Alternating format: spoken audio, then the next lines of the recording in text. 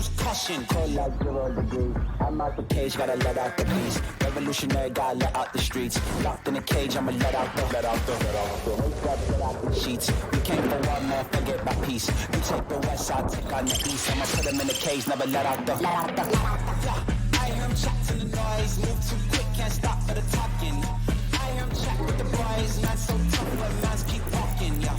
Just too sharp with the prize, right guys, let it tell me I'm awesome, yeah. Hot like fire on the pan, if you wanna touch me, please use caution. Stop that, stop that, stop that. I begin with an apology to the audience that I missed this yesterday. Many of you rushed into the breach to say that Greg Coty owes $50 because yesterday he killed Marv Levy on the air very early in the show. Nobody here corrected him. I don't know how old Marv Levy is, but he is still with us. 99. That means that Greg Coty owes $50, and also he owes $5 because his phone went off, so he owes $55. Can we get the sound here of Greg Coty with all of his hair disheveled from traffic? Greg Coty yesterday on the show killing Marv Levy. When the anonymous quotes come flying from the people who still admire Robert De Niro as a marquee movie star. The old coaches are speaking anonymously. I hate this. One of the many reasons I hate this time of year. Well, if Marv Levy and Don Shula were still alive, the reference would have been there are no Laurence Oliviers in this draft. So we have moved forward on that. Progress. I can't believe I missed that. Well, can I say something in all seriousness? I apologize to Marv Levy and his family. I didn't say that as a joke. I honestly didn't know he was still alive. And I do think, I don't know who the commissioner of the fine bucket is, or if you're still calling it a fine bucket, but I appeal to the commissioner that a $50 fine should be reduced when the person I quote-unquote killed is of the age 99. In other words, when someone is 99 or would have been 99, I think they should be dead. Is that what you're saying? Well, there's a fair assumption that they might no longer be around. Look, when Marv Levy turns 100 in August, the city of Buffalo, the Bills, the NFL should throw this guy a parade. He's a Hall of Famer, in my opinion. Because time's running out. What if... Well, 100. I mean, who lives to be 100? I kind of get where Greg is going with this. Alberta. I think if the person's in the upper 90s, the fine goes down to like $45. Tiered system. Yeah, it's a tiered system. Yeah, I think so. It goes down to like $40. If you kill someone who's in their 90s, it's like $25. If they're in their 80s, it's $35. No, if they're in their It's 70s, you get to $50. It's -5 for every year over 100 they live.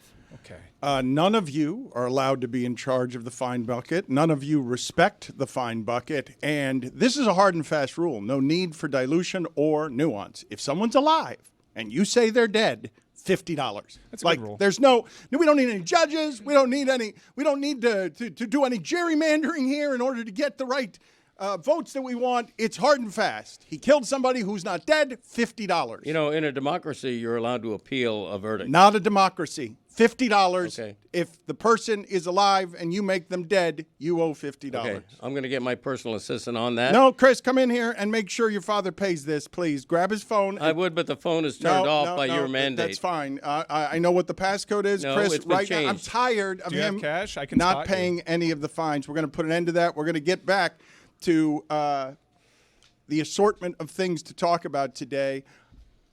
I'm guessing Zaslow and Heat fans enjoyed last night simply because Jimmy Butler got hurt? Oh, Not at all.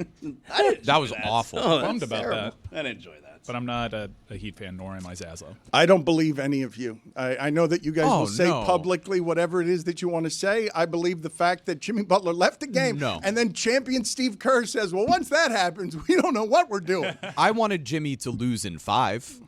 I wanted the Warriors to lose. I won't shy away from that. I didn't want the Heat to get potentially swept in the first round and have the Warriors go on some miraculous run, of course. But watching Jimmy Butler get hurt in the postseason is the one of the worst things to watch. He's one of the greatest postseason performers that we have.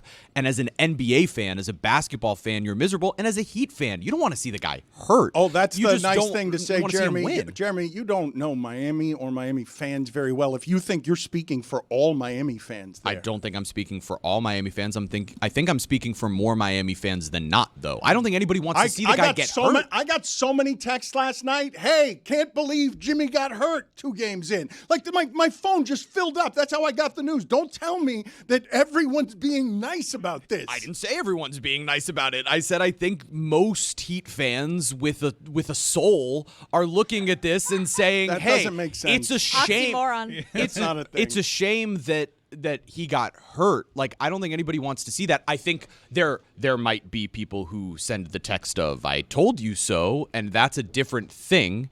Knowing that the guy puts his body out on the line and being worried about paying long contracts and blah, blah, blah, that's a different thing than I'm feeling glee over the fact that he's injured and won't make a run Jeremy, now, right? I have found very little around here pleases people more consistently than being able to say, I told you so. Oh, that's the best. That's right. And so all of these things get muddled. Like, you can sit here and say, I have a soul because I feel bad secretly, but also I told you so. Those things don't go together. Like, there's some happiness involved with just being able to not be miserable because the Warriors are 17-1 in their last 18 So you agree games. with me? That sounds like an agreement. Yeah, you just agreed with everything I we said. Found Thank you, though. consensus. That's great. Yeah, good. All right. Good for us as a team. We did it. We changed someone's mind. I don't proud. agree with you. I like the idea of all the people texting you thinking they're so original with their texts. Oh, surprise, Jimmy Butler got hurt after 1 game.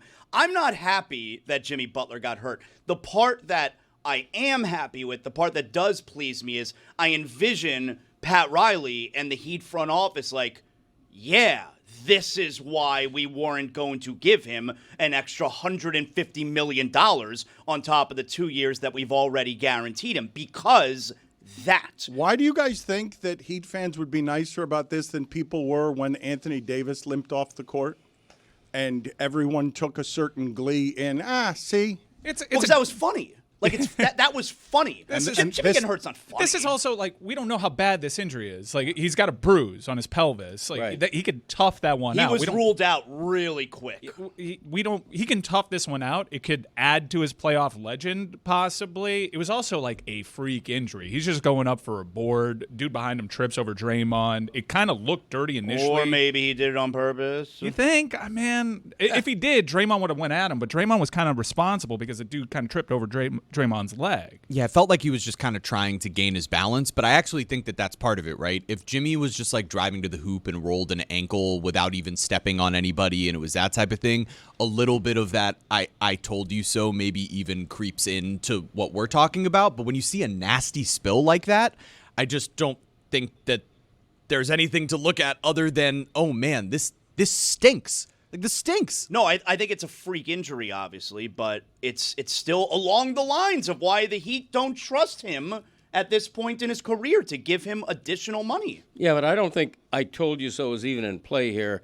Jimmy Butler's always going to be seen as the traitor who quit on the Heat and quit on Miami. You think he's always going to be seen as that? I think so. I don't believe that. I don't think so. I do too, because he didn't win a championship here. Let's not oversell the fact that. Well, but by local homers, he'll be considered that. But that's not the national reputation of Jimmy Butler. Jimmy Butler is now golden forever based on what we've already seen. The surprise we've already seen makes him golden forever as one of the most surprising things seen in the history of the NBA postseason. And what I was about to say before you put a pause on my comment was that he won the trade already. Like, Jimmy Butler is a darling in Golden State. He won the trade, particularly because, Wiggins and look, Davion Mitchell and Wiggins are pretty good, and they showed it. Davion showed it last night. Are not they? Wiggins. Are they? I'm not totally sure. I don't know. Is Davion Davion Mitchell good? I don't know. Let's explore last night's game. Finish your thought. I didn't mean to put a pause on your thoughts there. One way to say it. I think in South Florida, he's always going to be the traitor who quit on the Heat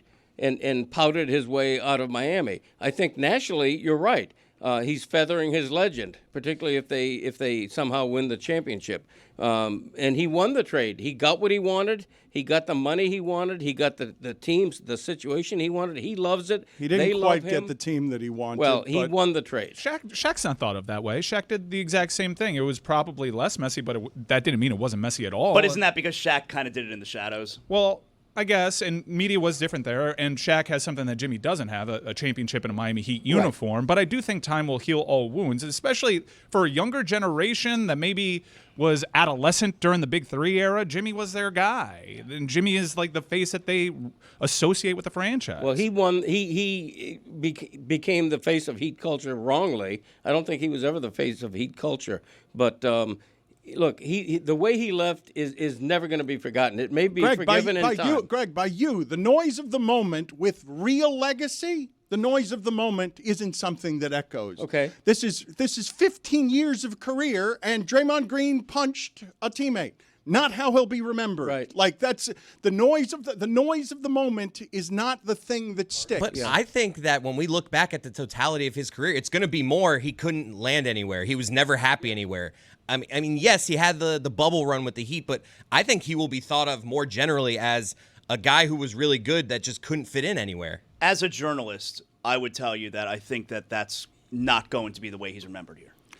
Let's talk about the specifics of last night's game. Cleveland, extraordinary at threes. The way that Cleveland can beat Boston is by being better at threes than Boston.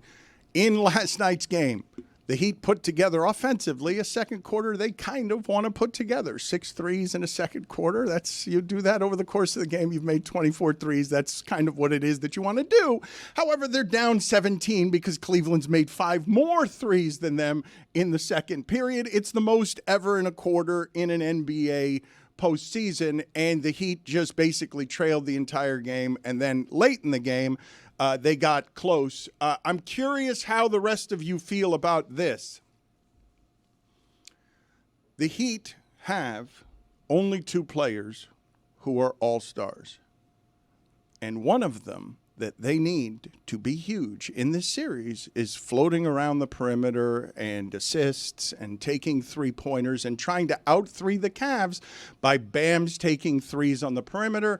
And they're also down 17 at the half because they're getting nothing at the rim. Nothing is happening at the rim, and Cleveland saying, go ahead, Bam. We'll let Davion Mitchell and Tyler Hero try to take their chances. We're not going to let you beat us. And Bam's like, okay, I won't be the one who beats you. You guys as Heat fans, how do you feel when you've got your dream team guy, your all-star, floating around the perimeter as a non-factor all game? And I'm saying this even though he had 9 assists. I feel like we can't do this every single year. For real. Meaning, we know who he is by now. And that means he can't be your number 2 scoring option. He's a guy who, all right, whoa, how about that Bam game where he had 29 in game 4? That was amazing. He's not going to be relied upon to be able to do that. He's a number 3 scorer who could do other things as good as anybody in the league. And that's going to be this Heat team's shortcoming this postseason because they don't have that top guy. Like, we can't keep doing this about Bam. We know who he is. What about this other part of it, though? Like, Tyler Hero's been the screener defender on 50 pick and rolls through 2 games, and the Cavs are generating 1.2 points per possession. Well, you saw what Darius Garland said their strategy was going into yesterday, right? He literally said, he didn't say pick on their bad defenders. He said pick on Tyler Hero. It's a weird flex. Jeremy was explaining to me that Tyler totally cooked Darius. He cooked everybody last night. It's funny. Look, Tyler is the guy they're going after on defense. It's obvious. And when they're putting him in the pick and roll, they're getting everything that they want. Tyler is going to need to take some pride in the defensive end if the Heat are going to be able to do anything in these next couple of games. But Tyler also had 33, 6, and 5 last night efficiently and was clearly the best offensive player on the floor for either team until the final 5 minutes when Donovan Mitchell showed the type of first-team All-NBA superstar that he is. Well, the Cavs rightly have the luxury of treating Hero as the only offensive threat on that team, and I thought that really shone through last night. This was a game where they needed, and I'm going to say Bam and Wiggins, they needed one of those guys. Emphasis on Wiggins. To have a big game. Bam and Wiggins together had 21 points on 6 of 19 shooting. They're never going to beat a team in the playoffs, let alone the highest scoring team in the league, the number one seed. Wiggins was 3 for 10 points in 28 minutes. Doesn't look anything like the champion contributor that he was for the Warriors. He helped win the Warriors a title. He was that kind of important. Bam had 11 points on 9 shot attempts. But let's hear from Darius Garland here. Again, Tyler Hero has been the screener defender on 50 pick and rolls through 2 games. Since they got guys at the trade deadline, Miami's been really good at turning teams over, but the first 2 games you guys have really held on to it. Just what's the key to playing clean basketball like that against a team like that? Pick on Tyler Hero and take care of the ball. Don't play in tight spaces. And pick on their weak defenders. Go at them. Is it less racist if the Cleveland Indians logo is upside down? I don't. It's cool hat, bro. You guys think what of that? Because when the Heat lose, they've lost more games this season than they've won. They don't belong on the floor with that team. That team has been exceptional all season, is better than them in every way. The real only advantage that you have in that series is that you hope that over 7 games, Spoelstra can figure out playing the same team again and again and again, that he's got something for them later in the series. But well, he was tweaking with the lineup a little bit. Guys that hadn't played in a long time are finding themselves playing way more minutes than they're probably prepared for. But look, this is a 1 versus 8 matchup. But Miami's going back to home court, and I do think that Miami has a series shot. hasn't started yet. Yeah, hasn't even started. Miami has a shot to make this an exciting series I don't for think the they do. locals. The series sort of has started and crushed the Heat. Spoelstra has a reputation as the master adjuster, and I get that. His record going into last night was 10-3 in Game 2s after his team had lost the opener. So, and he started Davion Mitchell. I thought that worked out well, but you know he's not a miracle man, and it takes a miracle right now. He tried to put a positive spin afterward. He said after the game, I thought this was sort of weird. I thought it was an off-key note by him. He said, at the end of the day, we were 2 points down, meaning late in the game with like 4.5 minutes left. It was 101-99 Right. late in the fourth. And I would say, Spo, with due respect, at the end of the day, you're in a 2-0 hole. You've been outscored by 30 points. You don't have a second offensive option against the best scoring team in the league. Where's your lane to victory? And I can't see it right now. I think their lane to victory is math, and that's why they shot more threes. Like they were clearly emphasizing we need to shoot more threes than we did in Game 1, which they did. And this way, let's just play with the math. If we get really hot from 3, that ends up being the great equalizer. Jessica thinks you're pathetic. I saw the look on her face. It can never be the lane to victory, Matt. I know. I think Matt. Jeremy's pathetic. Jeremy just You should hear him back here. It's so delivered sad. the most absurd theater kid basketball analysis line that I've ever heard from him, which is really saying a lot. My dad was talking about the adjustments that Spo made and criticizing him last night, and Jeremy just back here. His adjustments were spectacular.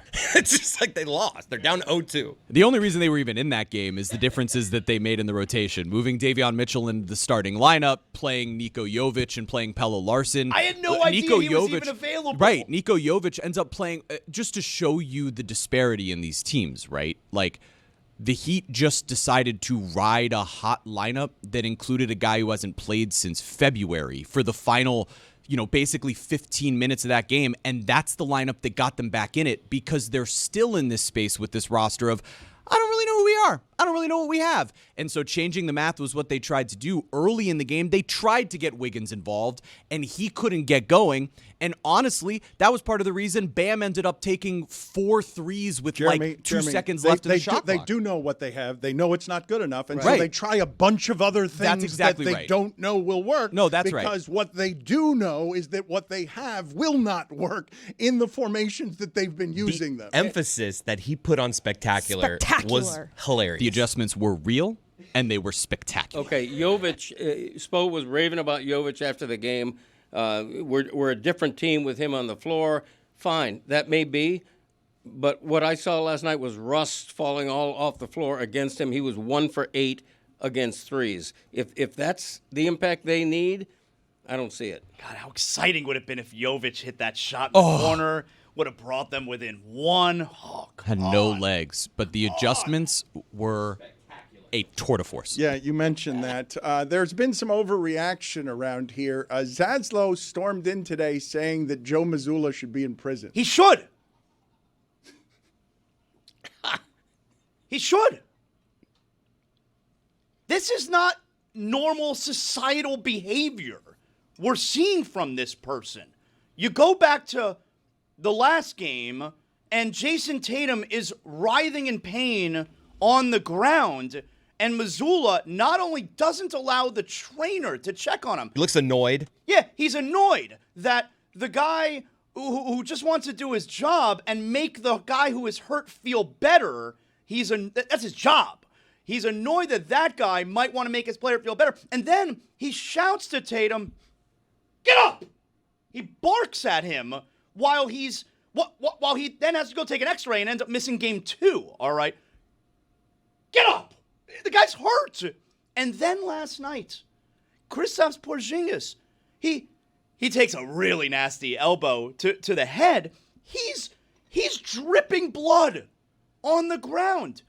And then after the game, hey, Porzingis was funny. He had like these red blood streaks in his hair, while he's playing with. And then after the game, Mazzulla, he says he likes that his player was bleeding Let's all over Let's the play place. that sound here of a Joe Mazzulla that Zaslow says should be imprisoned. And I like his overall just approach. I think he has an innate ability to take things very serious at the same time. Have great perspective, and you see how I think he can control his environment really well with how he handles the crowd and how he handles the physicality of it, and he can maintain his poise, and he just has a great way about him, and I think that helps us. And I do. I love watching him. I like watching him bleed on the court. I think it's important. And then he comes back in and does his job. So I do like that about him. Dan, if Jeremy hit his head on the side of the desk, It's a bad there, example. Dan would Everyone love would that. love Yeah, if we'd I all was love bleeding. that. Oh, we're gonna if go viral. Roy, He might want me to go out wish he there was in and a start costume. bleeding now, so Spectacular. that way I can say things about adjustments and have gushing blood from my face. If Roy hit his head on the side of the desk there and he's bleeding, is Dan's response? Is your response? I enjoy watching Roy bleed. Can we just look at the end at Mazzulla? Again, just is he in a costume? It depends. freeze frame on Mazzulla here, because the difference in the eyes, the difference in the eyes makes him, when he's saying that he likes to see his players bleed, that just objectively, empirically doesn't look sane. I want to ask the group here, do you have a lot of other settings where a 7'3" man is getting elbowed in the head? Like physically, SummerSlam? It seems like outside of wrestling, something falling out of the sky, it seems like it's a little difficult to elbow somebody who's 7'3" in the head. You take a high-risk maneuver. How did you pronounce Kristop's name? He said Porzingis. Yeah, that's how you say it. Porzingis. Mm-hmm. Can I go back to the imprisonment of I'm a this linguist coach? also and a journalist. Oh, a linguist. Okay. No, you're not. I remember I'm a linguist. famously you mispronounced Matthew Kachuk's name. Lingo Starr over here. Nice. What would be the charge? I'm just curious because when I hear what he said, I don't hear anything wrong. Champion coaches can say whatever they want, and it's categorized as genius. That's just a motivational thing to say, nothing more than that. What would be the charge that a jury would convict and imprison him on? I'm just curious. Not fit for society. Okay. Like General Like charge. a danger to people like you, Greg. Yeah? If that person is allowed to roam free in the same area that you are allowed to roam free, I worry for your safety. Okay. So you think that coach, Mazzulla, you think that out of uniform, Why are you leaning away from the microphone? out of the context of Because basketball, he's feeling pretty confident that he shouldn't be imprisoned for what he said. I think he's feeling good about his point, so he's winding up here. well, I just It's a move us journalists use sometimes. it's just coacheese. I mean, why are we upset that he's Hold on, it's motivating just coaches. When have you ever heard another coach yell at his player who is hurt and writhing in pain on the ground and yell for him? He is agitated Right. that his player is not getting up from being injured. Yeah, works for him. Well, and Jason Tatum missed the game last night. I don't know that it worked. Okay. I think he's done pretty well. I think he's earned the benefit of doubt to motivate and coach in a way that he's Lost to an 8 fit. seed 2 years ago. Okay. How about last year? How'd that work out? I told you there was tension here, and you guys said there's not. No, it's friendly disagreement. About you guys being the same kind of journalist, the two of you? Oh, here we go. Look at this guy. Just stirring it back up. You know, for Mazzulla, though, without Tatum last night, his adjustments were picturesque. Yeah, you mentioned that. I'm not wearing a Heat hat, by the way. hat. Backwards. You're not wearing a Heat hat backwards. But that's true. Why do you I can think? see the Why word do you Heat think you're a because better it's backwards. journalist than Zaslow is? Merely because I am a journalist. So by process of elimination, that makes me a better journalist. I mean, it's your opinion. Okay.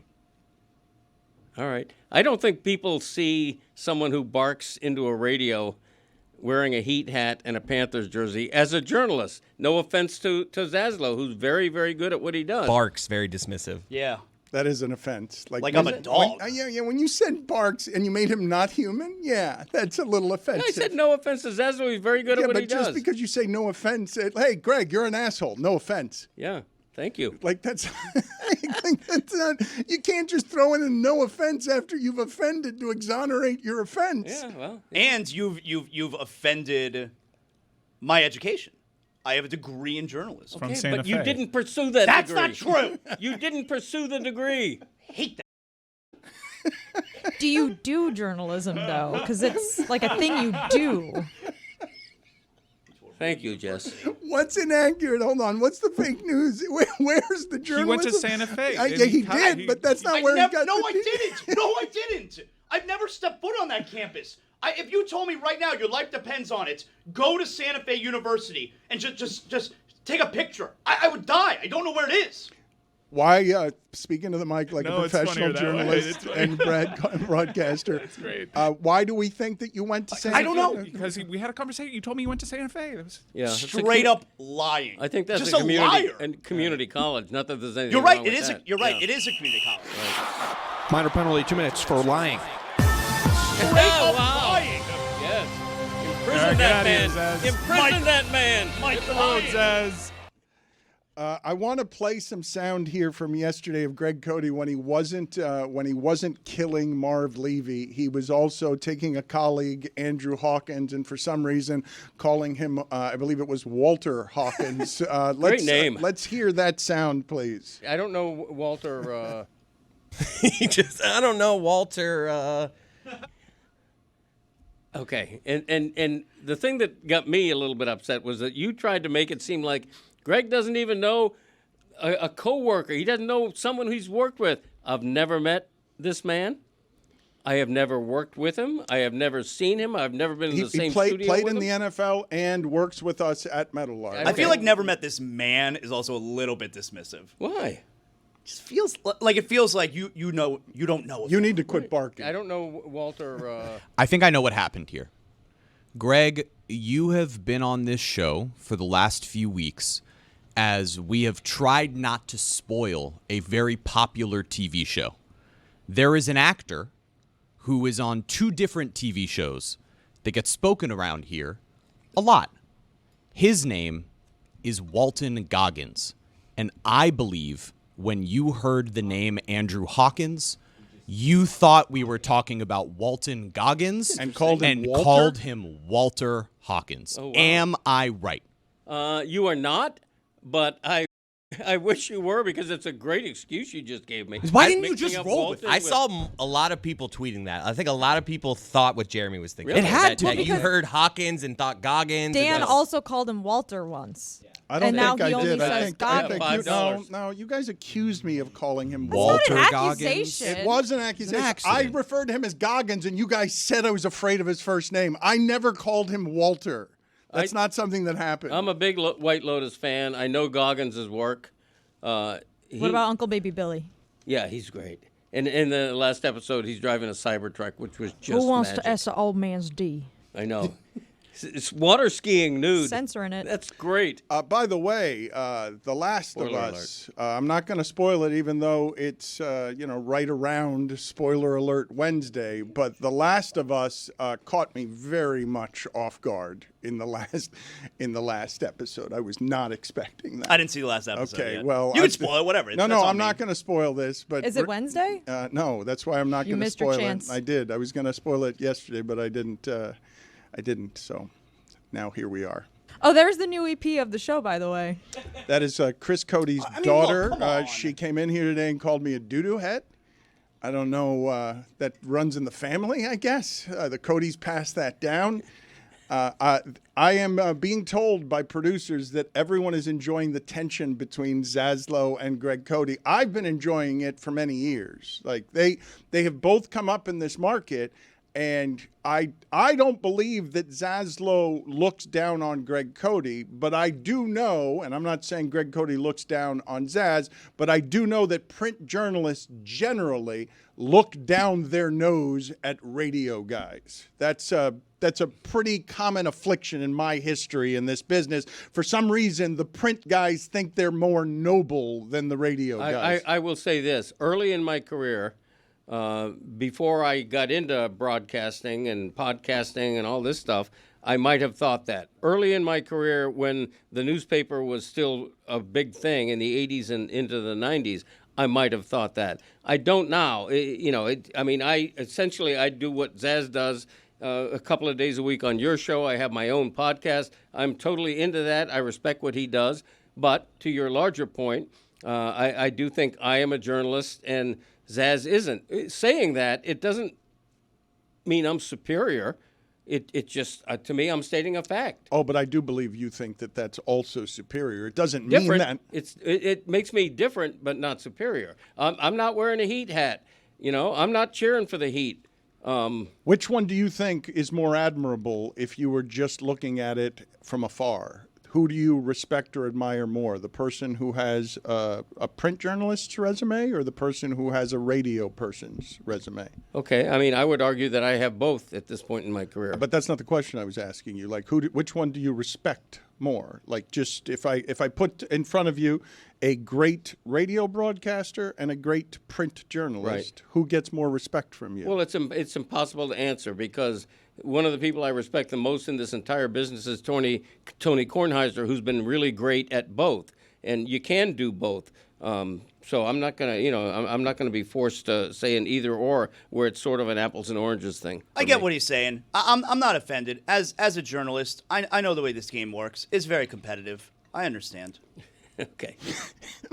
All right. So you didn't go to Santa Fe? Where did you go to college? I have a degree from the University of Florida. In journalism. Wow. Okay. I went to the University Yours of is from Florida. FAU, correct? Yeah. Actually, empirically speaking, he's got the better journalism degree. Like, that's a fact. Okay, and that's not subjective. And at one point, Zaz had a conversation with himself and said, "You know what?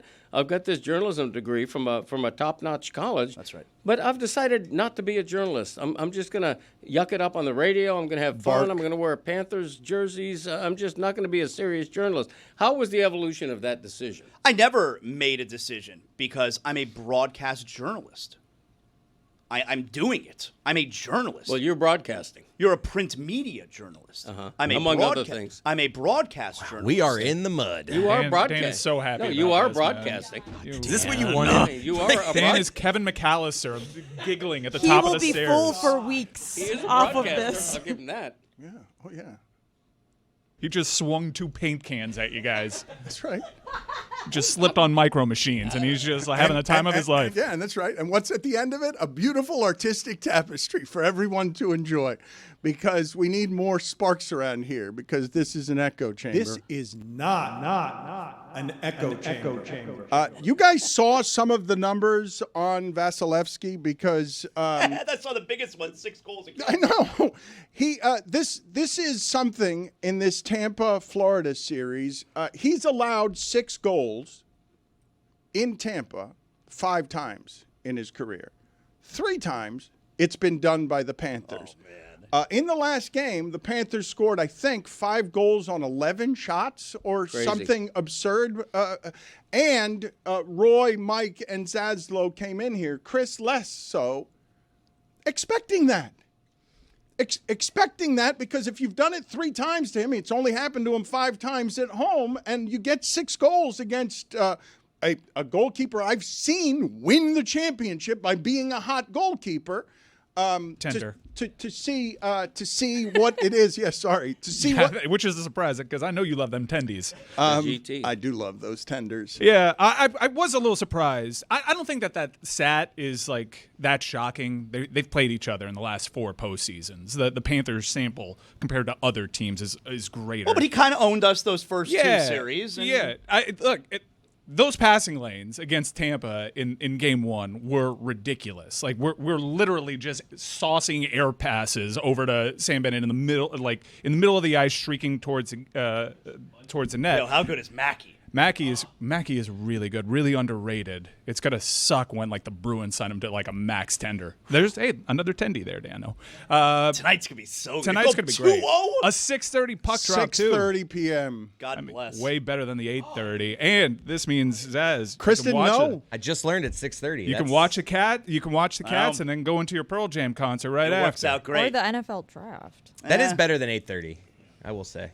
For me, at least. Jessica, you have no interest tonight in anything but the draft, correct? You are Correct. You are zoned in, and you're not someone who's going. Greg Cody's trying to break last year's record of 9 exactos. Yeah. He's feeling very confident that his mock draft is going to be successful. Have you done any mock drafts? I have not done any mock drafts, but I do want Greg Cody's exactos before we finish the show today so that I can follow along from home, similar to like a game of bingo or dango or whatever people play these days. Yeah, I'm actually, I'll promote this. I'm doing a live report card on my mock draft tonight online in the Herald. So it'll be a live analysis of the draft Behind a paywall? and a report card. Behind a paywall? I have no idea. Now that, as a journalist, I never learned. Grading yourself, grading your own work. Yes. I did not learn that. Yeah.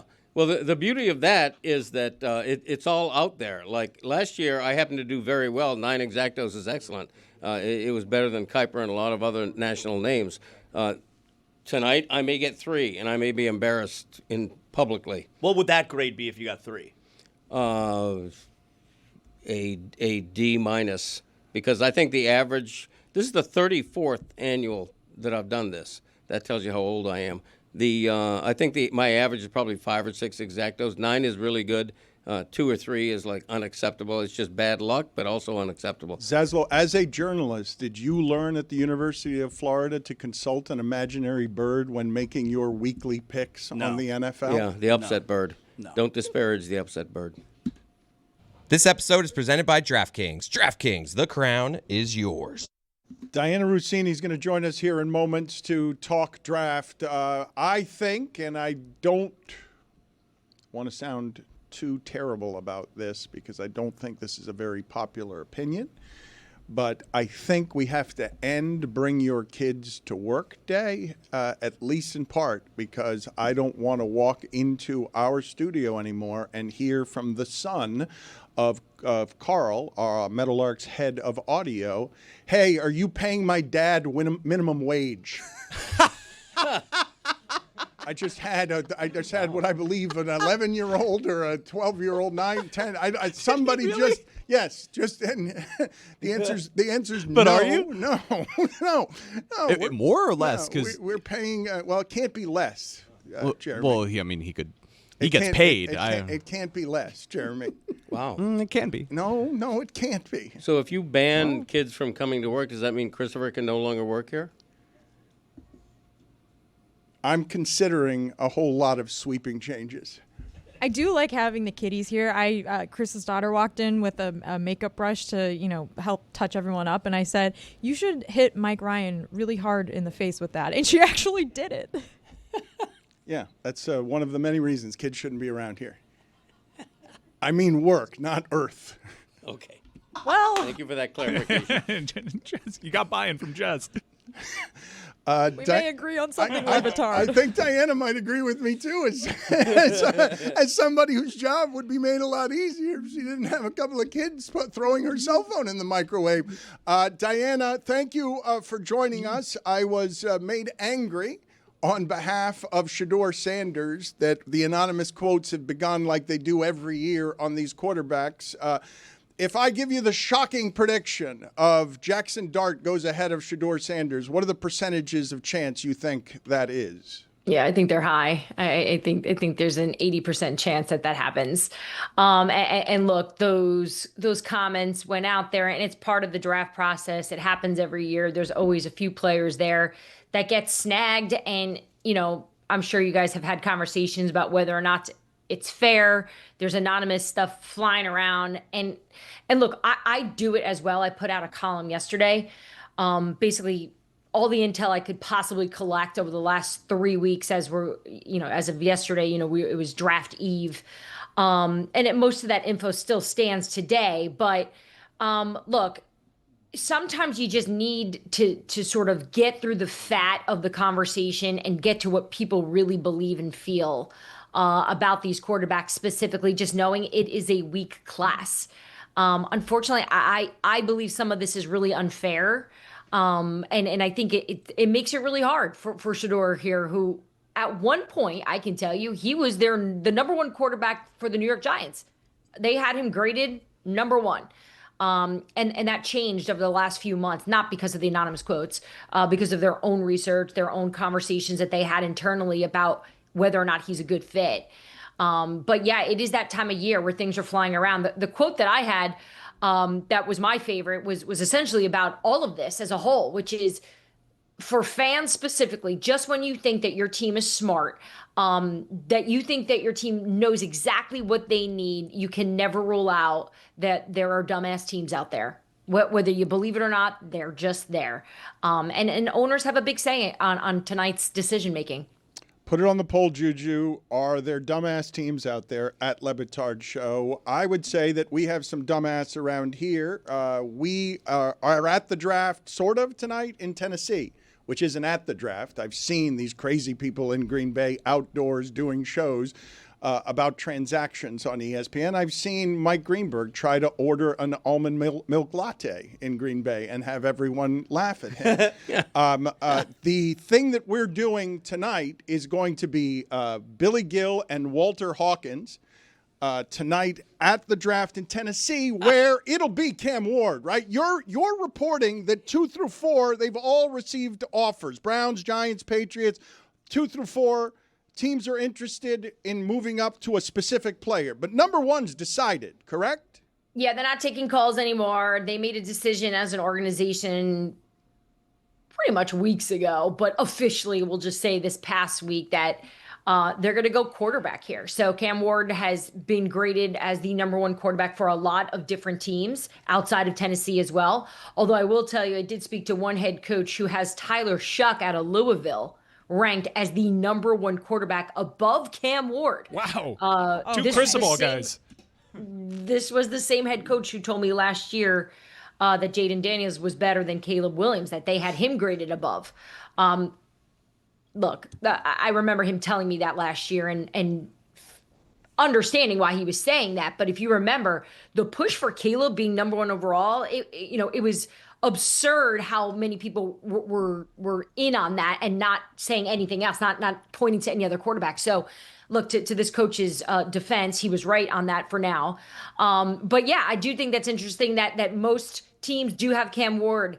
But Dan, to me, the story isn't 1, who cares? We kind of know it. It's who's 2, right? Because it's been all over the place as we're trying to figure out what the New York Giants are going to be doing. We know they're in at quarterback. What are they going to do at 3? At this point, I'm sensing that they're just going best player available, which I assume it to be Abdul Carter when they're on the clock. Oh, I'm Mike Greenberg, and I'm in Wisconsin around all these hillbillies. They've never heard of alternative milks before. Ooh. It is known for their dairy. Disrespecting the local culture. I do think that you offend Green Bay if you go cheese that's not dairy. Put it on the poll at Le Batard Show. Do you offend Green Bay if you go cheese that's not dairy? So Dianna, the Giants, Cleveland, Saints, and Steelers are the 4 teams that could draft a quarterback. Is there a mystery 5th team that you think could draft a quarterback in the first round? No, I don't believe so. And even if there was a team that, let's just say, wanted to do it, I don't think this is the class for it, just because it is a weak quarterback class as a whole, and that's pretty much known. So where did Dart and Sanders land?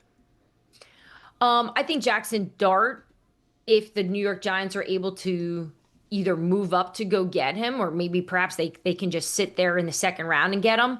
I think there's enough smoke now in terms of who the Giants want as Jackson Dart being the guy. I do think Tyler Shuck is going to go in the top 40 here. I'm not sure which team is going to go with him. I just have heard enough from different coaches about how NFL ready he is. Yes, he's older, so I know he's 26. Yes, I know. I can't believe we're the same age. It's wild to think that that's the situation there, but that's not bad, because I've had this convo too with a lot of different teams of, well, what is the big deal that he's 26 years old? If he can play, you don't need to worry about that right now, especially if you're a team that's looking to win now. And there's coaches out there that like older quarterbacks, as we've seen over the years. So I just want to see which team it is that's gonna be in on him. The Shedeur Sanders. He's past his prime as soon as his rookie contract is over. Yeah, possibly, but Bo Nix is pretty old, and he had a good season. I think we could all agree Denver probably nailed that, and he's going to continue. Look, he's not 26, but look, it is funny to think like he could be the oldest quarterback in the quarterback room if he's taken and he's the rookie, depending on where he goes. But look, the overarching story over the quarterbacks, forget the rookies, it's Kirk Cousins. I'm watching that. I want to see if this happens, if they're going to trade him.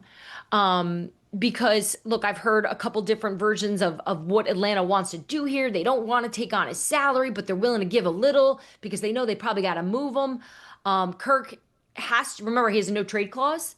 So if a team is interested in trading with Atlanta, Kirk is going to want to get involved here. So I do think if something happens, it's going to be later in the weekend. But that's definitely in play here. You've got the Cleveland Browns, the Pittsburgh Steelers, and perhaps the Minnesota Vikings poking around on that. So that's something I'm going to be watching over the next few days. Dianna, is Aaron Rodgers going to pull the move where he steals all the headlines today? It's a good question. I haven't thought about it. You're probably right. Yeah, so I can just tell you the Pittsburgh Steelers haven't heard from him. So they don't really know what he's doing. They're just hoping that Aaron takes the time he needs, because it's obvious that he's got some personal stuff he's got to deal with. He shared that in his interview with Pat McAfee. So I think the Steelers are willing to give him that space. So I mean, unless that personal stuff, whatever he's going through, was addressed and fixed, and he feels ready. But yeah, I don't see it happening. It's Aaron Rodgers, and he does have a way of making news. I think the story of the night could end up being Shedeur Sanders if he tumbles and keeps tumbling, partly because the fireworks from Deion Sanders are guaranteed. Where do you see Sanders going, Shedeur? I don't know. I really don't know at this point, because I don't see a team. I haven't spoken to a team who has Shedeur Sanders as their top quarterback right now headed into tonight. You rule him out for 15, though, for Pittsburgh, if he's still there? I think Pittsburgh is trying to move out, but let's say that they can't. I don't know if he's their guy.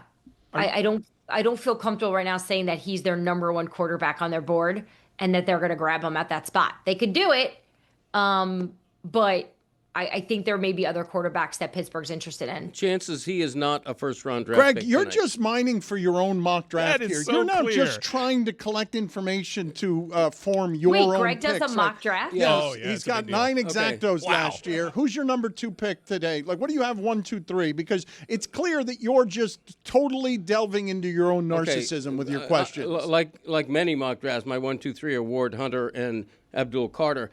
My mock draft was published 3 days ago, and I don't change it.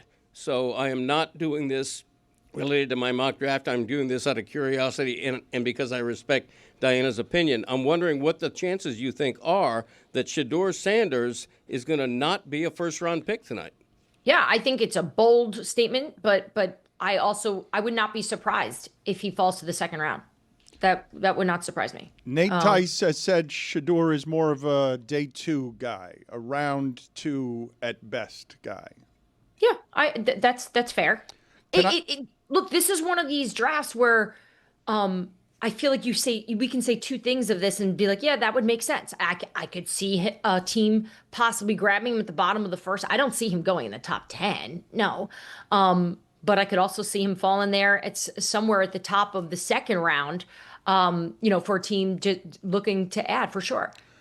Tet McMillan, according to Mina Kimes, she says the Cowboys should take him if he's there at 12, but he says he doesn't watch football and doesn't like to study film.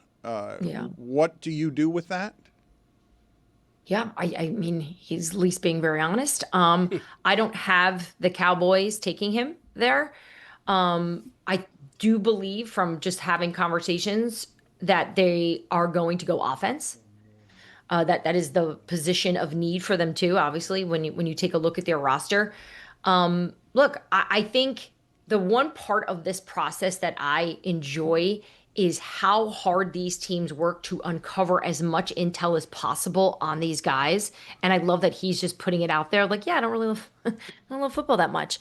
Yeah, that's a red flag. That's probably not going to help your stock. I don't think that that's a type of turn that certain types of coaches are going to embrace. You can go around the league and we can rip through some, if you want, of teams that are in on wide receiver, and that's probably not going to match up very well.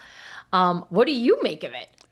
I'm looking up as you talk that Greg Cote has Shedeur Sanders going 9 to the Saints, and that doesn't feel like an exacto to me. That pick is not aging well. Like I say, once I make my mock draft, and I don't do 9 mock drafts like Kuiper and some of these guys, throwing darts at the board for months so that you can say you were right, even though in your latest mock draft it didn't. He has Dart at 21, by the way.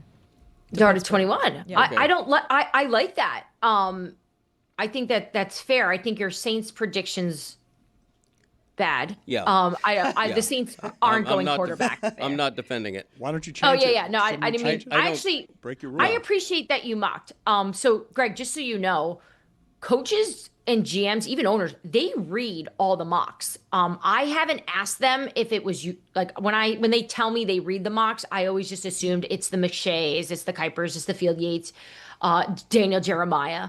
But I'm realizing that they may not know of yours, so I'm just gonna probably circle back with a few of them. Who's the most respected mock though? Like if by consensus, if you had to take a vote, who's the mock? Who's the king of the mock-offs?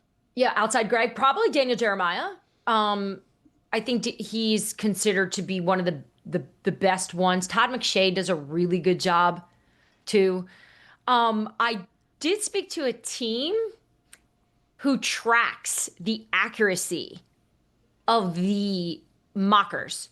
Greg got 9 exactos last year. He beat Mel Kiper. Yeah. 9. Right pick to right team. Oh, so you guys track too? Yeah. Well, he does. I do for me. He does just for him. Yeah. He is pretty consistently maximum me. I'm curious, Diana, why you don't do a mock draft, because everybody and his brother and sister do, and you know more than 99% of people out there. Why don't you do a mock draft?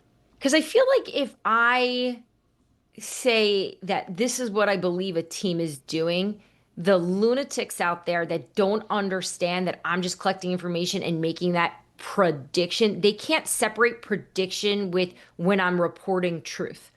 Mm-hmm. And I don't want to deal with that hassle because I deal with it every day. There is an audience out there of sports consumers who don't understand that agents lie, players lie, teams lie. Reporters are just trying to get the information and they're trying to be accurate about it. And it's such a hard place to navigate. So I made the decision to just step out of the mock game and just try to provide as much intel and allow you guys, and you specifically, Greg, to take that information and form your own thoughts and opinions and guesses on what these teams should do.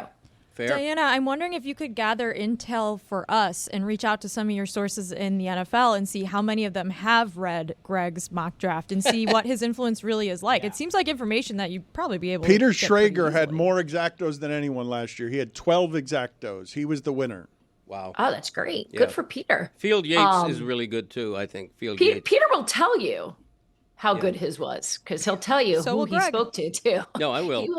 Peter will celebrate like Greg. I will celebrate so- if I have a good mock draft. If I have a terrible mock draft, it'll be a little quiet. in the Quietly aftermath. slink off with Yeah. no mention of it. Exactly. Yes. Look, I think that's kind of what's fun about this time of year because, first of all the head coaches and general managers right now are so thirsty for information. So this is like the one time of year where they call me more than I have to call them.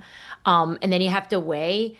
And you guys will appreciate this. Like you'll be on the phone with a coach, let's just say that's picky at the bottom of the first round, and a GM from the top 5 will give you a call, and you're trying to wrap that call up, and be respectful to the fact that this person is taking time to talk to you about what their team is doing. But I don't really care what you're doing at 26. I need to know what you're doing at 3. So you have to do this like polite of like, hey, I gotta go. Someone more important and picking higher than you is calling. This is the time where everyone is just, they love to talk, and especially today on actual draft night, they're all really bored right now. So the phones and the texts are all flying around because everyone's just got the nervous energy headed into tonight, but they've all made their decisions on what they're doing. They know the boards are set. So this is kind of the time of year I probably like the best. And also, I think there is a little bit of understanding that it's very, very difficult to nail down every single pick because teams do a really good job of setting out those smoke screens. Last year, one of the big surprises was Michael Penix. I think that was like sort of the story that resonated past the first round. And like, wow, what are the Falcons doing? That was so unexpected. Do you have any like unexpected things that you think could happen or predictions of something that could be a little crazy tonight? Yeah, no, it's a good question because it is weird. This feels like a weird draft, and I say that because you're right. Like, there's not. That one coach said there's no Robert De Niro's. He told me he's like, there's no Robert De Niro's in this. There's no Chalamets. I think we could probably such an old update the coach, reference. such an old coach Dan, that gave I'm you so that. glad you said this because I was on with Maggie Gray this morning and she was like, hey, I don't want to do the source off thing, but I'm so interested in who told you that. Her guess was Nick Sirianni. And I loved her mindset on it. She's like, I can see him and Big Dom, and they're talking Goodfellas, and like, oh yeah, it's definitely a Robert De Niro MIA class. Wow, I'm going older coach. It's got to be like Sean Payton or Pete Carroll, somebody who because Robert De Niro hadn't been the thing in Hollywood for 30 years. It's a great observation by you because I thought the same thing when I wrote it down, and when the coach was saying it over the phone, I'm like, Robert didn't. Like, I almost was like, wait, what do you mean? Like, what do you mean there's no, like, are we talking politics here? Like, where are we going with this?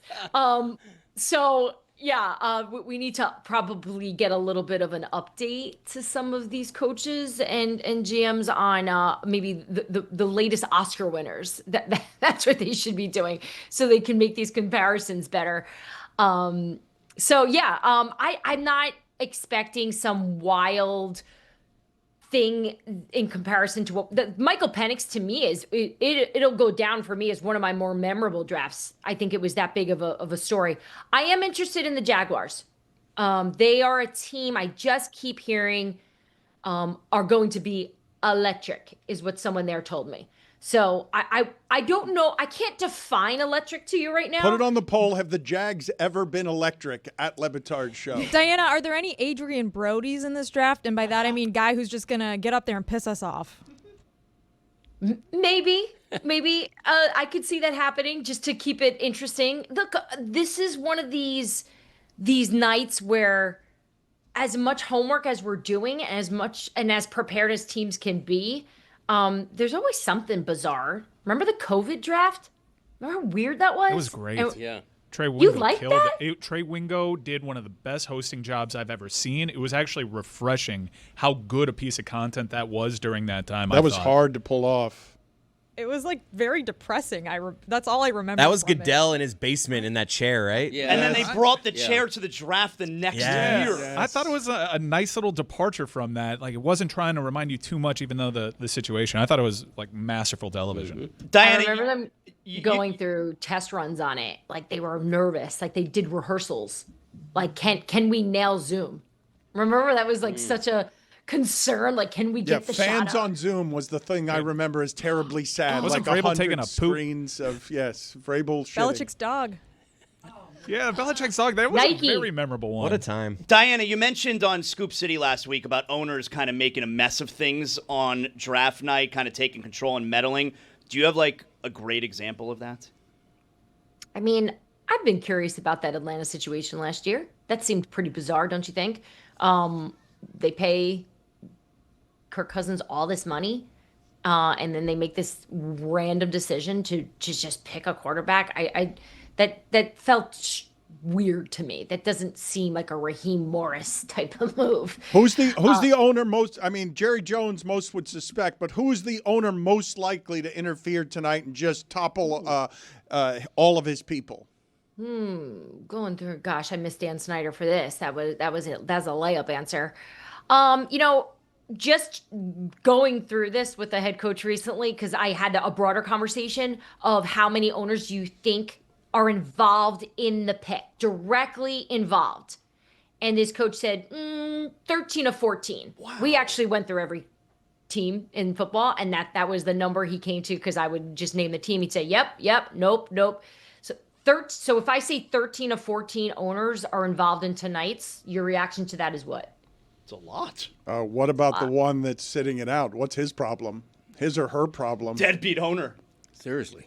If I own a team, I want my hands on it. I would think that all of them treat it as a toy, and all of them love the idea of, overseeing a war room of generals and soldiers.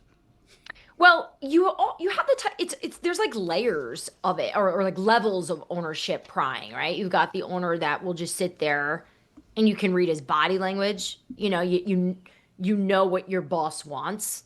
Right? You can tell just based on how they're reacting to things. You have those types. Then you have the, this is what I think we need to do. This is what I suggest. Or I'm hearing all of you. I appreciate all the information you've collected, recommendations. I think we need to do this.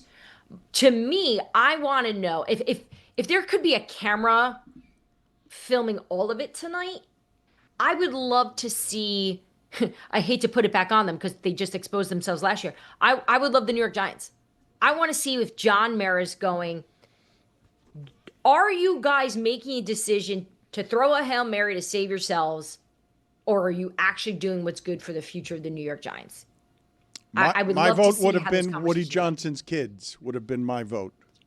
So, Dianna, I want to start at the top of this draft because we all know Cam Ward's going first.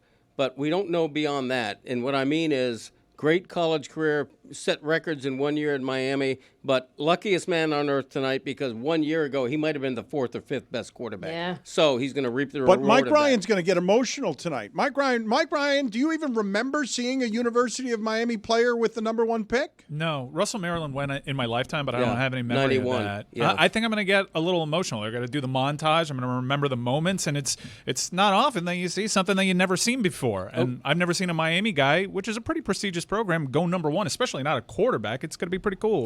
It's a big deal, but my question for Dianna is, how good is Cam Ward really? What do you see the ceiling and floor on his career? She's very busy multitasking. No, I know. She's very busy gathering information and giving information. Are you fighting with George Kittle? The Giants just traded out of the first round. I got you there, Dianna. I used to be a George Kittle guy until I saw him go at you, and now I'm very confused. Thank you, Mike Ryan. Yes, I reported yesterday that George Kittle wants to be the highest paid tight end in football, which I think that's fair. I think I get it. I think we all get that, right? No, I understand. Dianna, how She's good is talking? You were being talked to privately there, Greg. She was, and Mike Ryan wasn't talking on air. All that happened was you cut her off. That's all that happened in the middle of the answer. You're confused by the show that we're doing. Wait, so Mike, would you like? I would Mike, love to hear your answer. I'm sorry, Greg. We all would, actually, except for Greg. Okay, so Arizona paid Trey McBride recently. We'll just say roughly $19 million a year, just a couple weeks ago. So you're George Kittle, your contract's up, you want a new deal, you're going, hey, I should probably be paying more than Trey McBride. So OTAs started, and it's important to note that George usually doesn't attend OTAs. But from the team's perspective, from what I can gather, they didn't know what he was going to do. And when he didn't show up, they realized that has to do with the negotiations. That has to do with the contract. So when Kittle responded, which by the way, I love George Kittle. We get along great. I've covered him for years. We have a good reporter-player relationship. When he tweeted at me that my sources were wrong, I'm like, oh boy, here we go. Because I think sometimes what happens in these negotiations, once you publicly say you want to be the highest paid, or at least it's reported that's what you're looking for, and that conversation was already had with the team, and then you don't get it, it's kind of hard to recover from that. So I think players, they don't like to have that out there.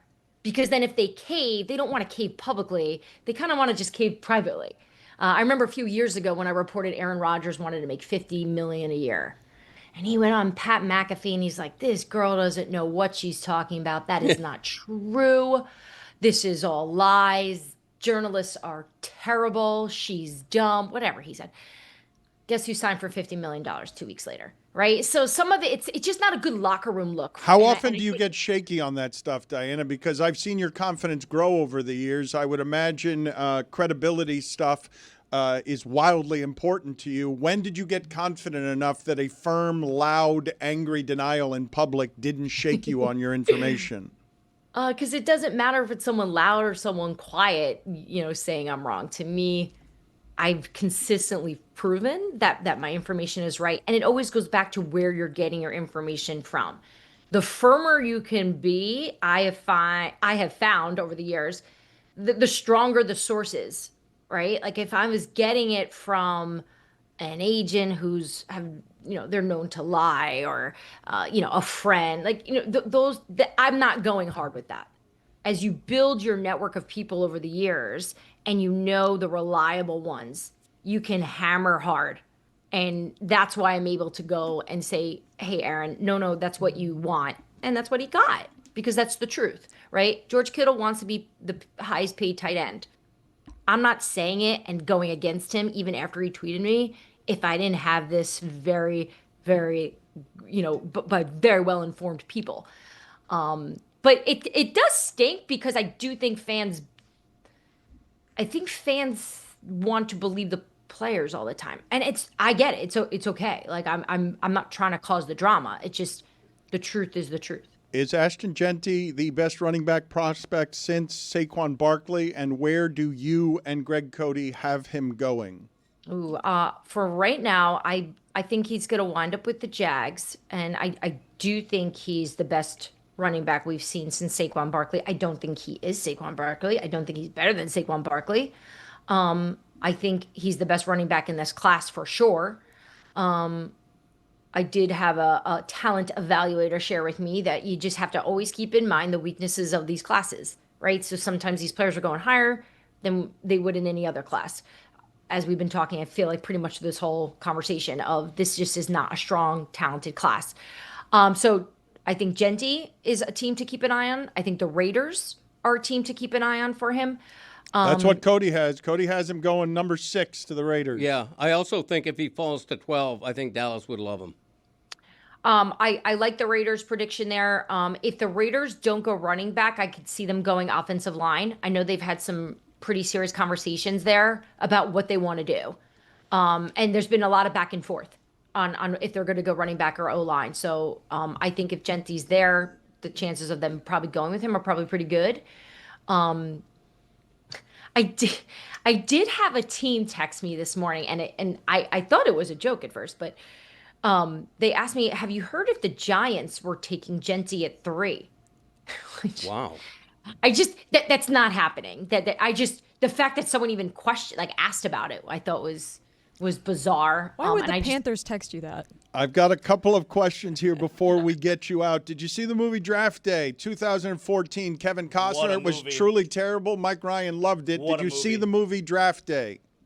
I have not. Okay, so I will now quiz Zaslow and Mike Ryan, who have seen the movie Draft Day, to see how good their memory is from 10 years ago.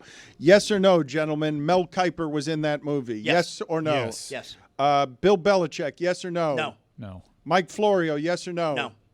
No. He is in the Zaz movie. is taking that ass, by the way. Jerry Jones, yes or no? Yes. Yes. He is not in the movie. Oh. John Gruden, yes or no? Yes. No. He is in the movie. Roger Goodell, yes or Yes. no? Yes. Deion Sanders, yes or no? No. Yeah, no. He is in the movie. What I are wasn't we sure. That's why I doing hesitated. there? Did you guys watch the movie? I wasn't sure. Yeah. Did he? Like Yes. 15 years ago. Yes. Was Diddy in Yes. the movie? Not No. Diddy.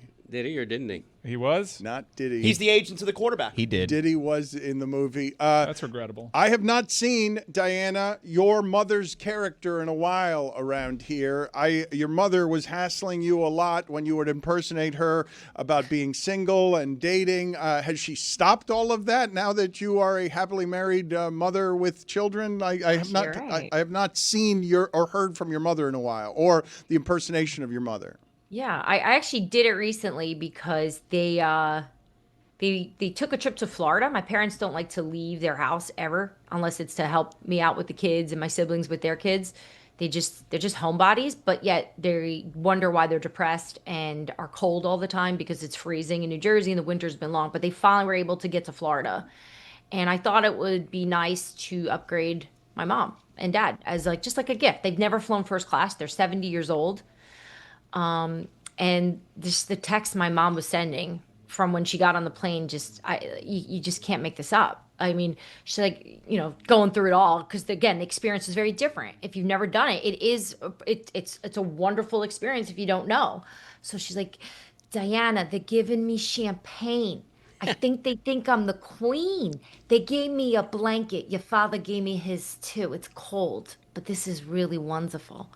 Just the whole thing. And by the way, she got to Florida and all they did was complain about Florida the whole time anyway. So she's the same. So the latest issue she has with me, Dan, is I'm not doing a good enough job mothering because of the draft. So she's been at the house a lot and she sees me on the phone. And so, the Italian Catholic guilt is on full throttle right now that I'm messing Mikey and Joey up. Because when I'm pushing the swing, I have the phone in my left hand. I'm usually on speakerphone or I'm texting, and she thinks that that's going to affect them later in life because they're always going to remember I only had one hand on the swing instead of two, like all the other mothers I went to school with. Diana, is your mother Marissa Tomei? Sounds a lot like her. Can you give us the impersonation of hearing her while you're doing your job? Can we hear what your soundtrack is? You're swinging the swing set. You're clearly talking to Doug Peterson, and you are not mothering the way you should. God, I hope I'm not talking to. I would love to talk to Doug Peterson, but Doug's not going to help me right now. All right, you're talking to Ken Wisenhut. So she's queen of this. There's like a very universal language in my house. If the phone's on my ear, it's probably business. Like I'm not just on the phone with Cassidy Hubbarth, right? Like we're busy. So she'll go, Diana, the boys are hungry. Does Joey want a hot dog? Oh yeah, you're on the phone. Who are you on the phone with? Who are you talking? Are you done? Do you want me to do the hot dog? Mom, just give me this breaking news. What happened? What happened? Should I tell your father? Are you on the fan? Are you on the fan right now? Did Mike Greenberg call you yet? Are you ever going to go back to ESPN? People think it's so weird you're a writer now. All those years on TV? All those years? And now you write? Who reads that? Why did you take a job at The Atlantic? Mom, I work at The Athletic. What? You're on YouTube? Daddy says you're doing a live show on the draft. Is it Channel 7? You know those girls on Eyewitness News? They look good. They're mothers. They look good, though. It's nice seeing you, Diana. It's a crazy day for you. Is this the craziest day? Like, number one, Dianna Russini, crazy day in football is blank. Free agency. This is fun. This is great. You can't do anything here. We're just collecting information, talking about it, gossiping all day. Free agency is way harder and crazier. Nice to see you. As always, enjoy the day. I like your shirt. Thanks. I love you guys. I missed you. Bye. You're talking to me, right, Jess? Yes. Tonight, join Billy, Mikey A., Andrew Walter Hawkins live from the DraftKings Sports and Social Nashville, 128 2nd Avenue North. Live stream begins at 8 p.m. Eastern on Le Batard Show YouTube channel, presented by Smirnoff. We do game days. Please drink responsibly. The Smirnoff Company, New York, New York. Journalist Chris Cody is trying to give us his Dolphin information, get it out there before the draft tonight. Before we do that, however, do you guys have any interest in hearing Ed Orgeron speaking French? The swamp creature, the Creole creature. I see him all the time down here in South Florida, jogging right on the beach. He's always around, shirtless. Let's hear Ed Orgeron, since you all nodded vigorously. Let's hear Ed Orgeron speaking French. C'est tout bon. C'est bon? Les oranges longs. Ouais, trop froid. C'est pas bon? Trop froid. C'est trop froid. C'est 4 degrés. Ouais.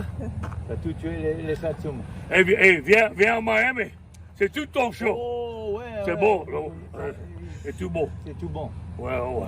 T'as une maison là-bas? Un cadeau. That's always what he's wearing. That's great. Since he retired and left as a champion in disgrace from LSU. Well, Miami. With a whole bunch of crimes in the rearview mirror.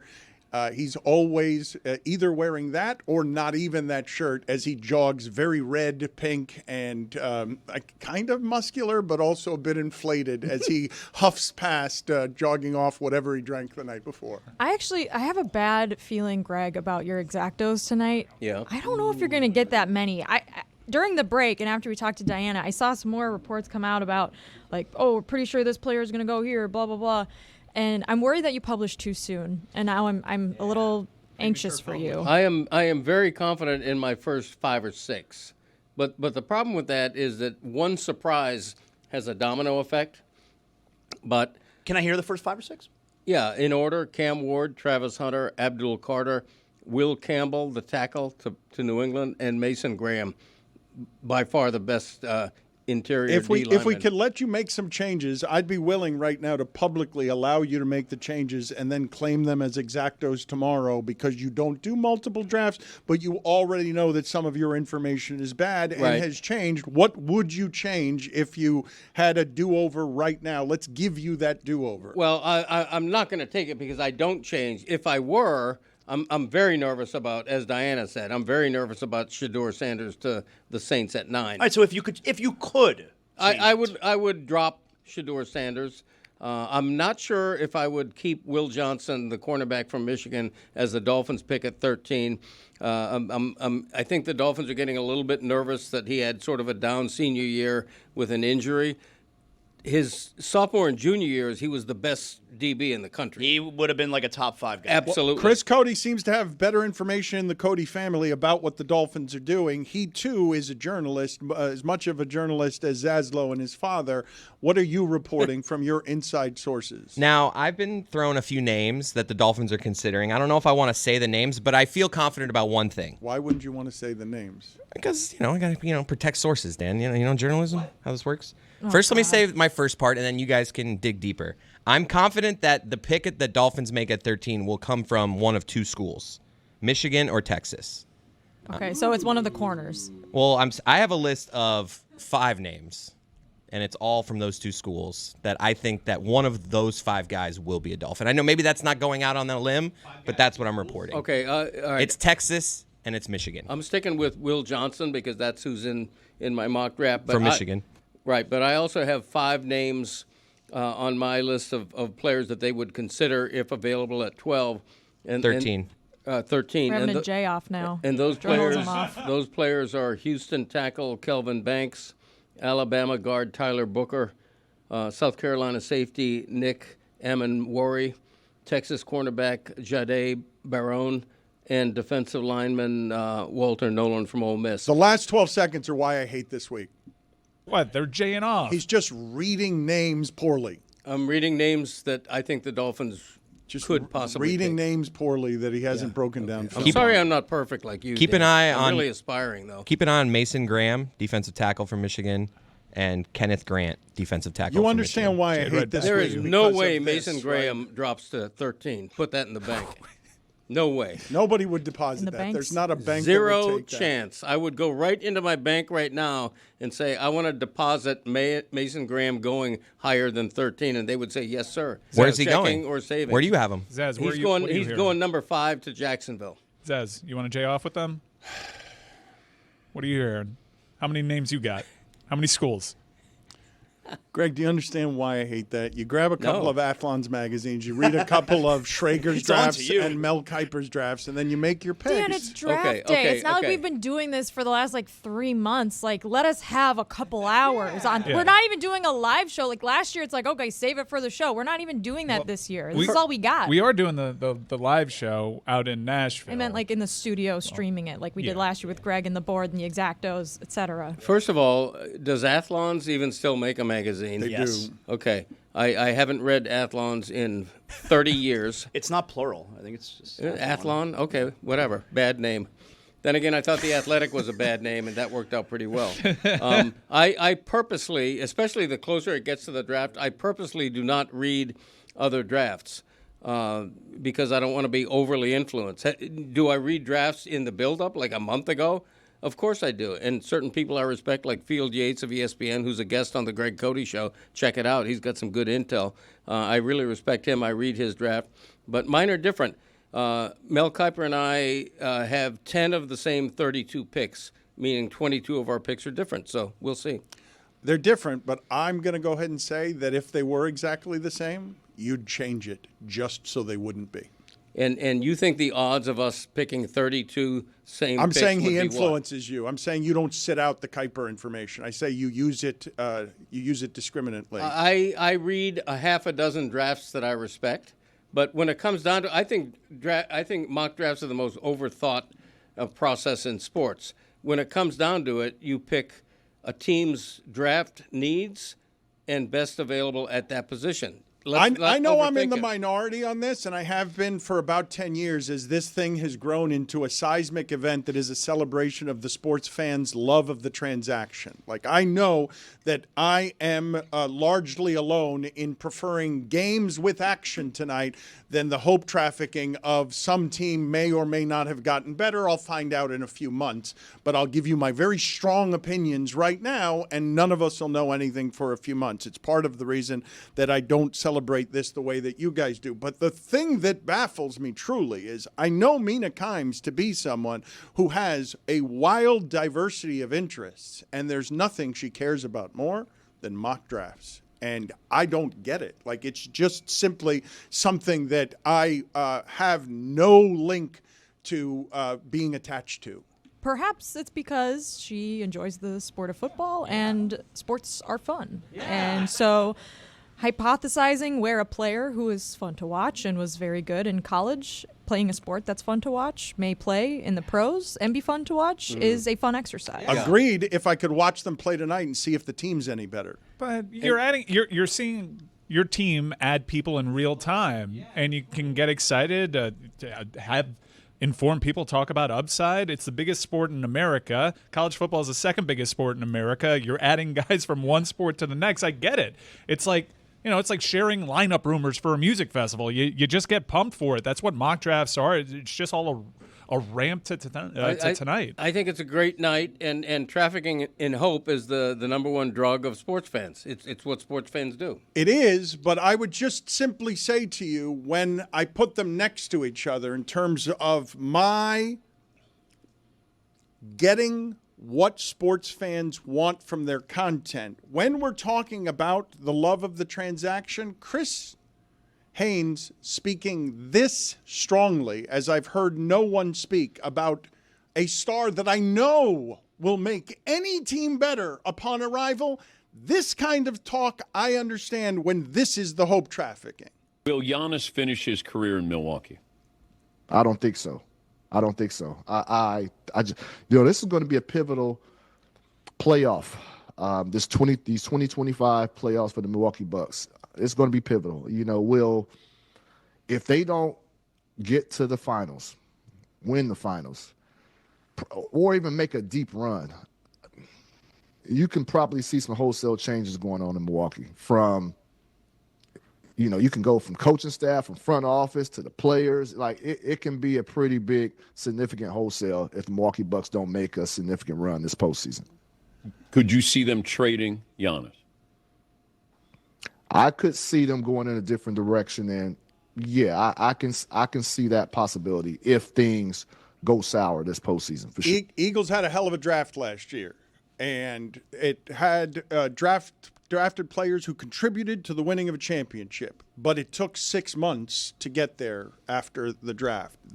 When this transaction makes an appearance, is instantaneously hopeful in a way that I get more than I understand what we're doing tonight. I don't understand. You're playing both sides. You literally took part in the hype for a transaction while moments before lamenting the hype because for this is a player I know instantaneously makes someone better. I don't know anything about tonight making anyone better. Okay, but that's on you. It's not on me. No, it no is. one does. Oh, really? Well, No, I was that's not super. true. I was super hyped about Baker Mayfield going to the Browns, and it ended up working out until it didn't. But that's what people. That's what sports fans do. They watch guys in college. They say, "I think this guy's going to be really good," and they'll get confirmation bias one way or another. But it's a way to get hyped.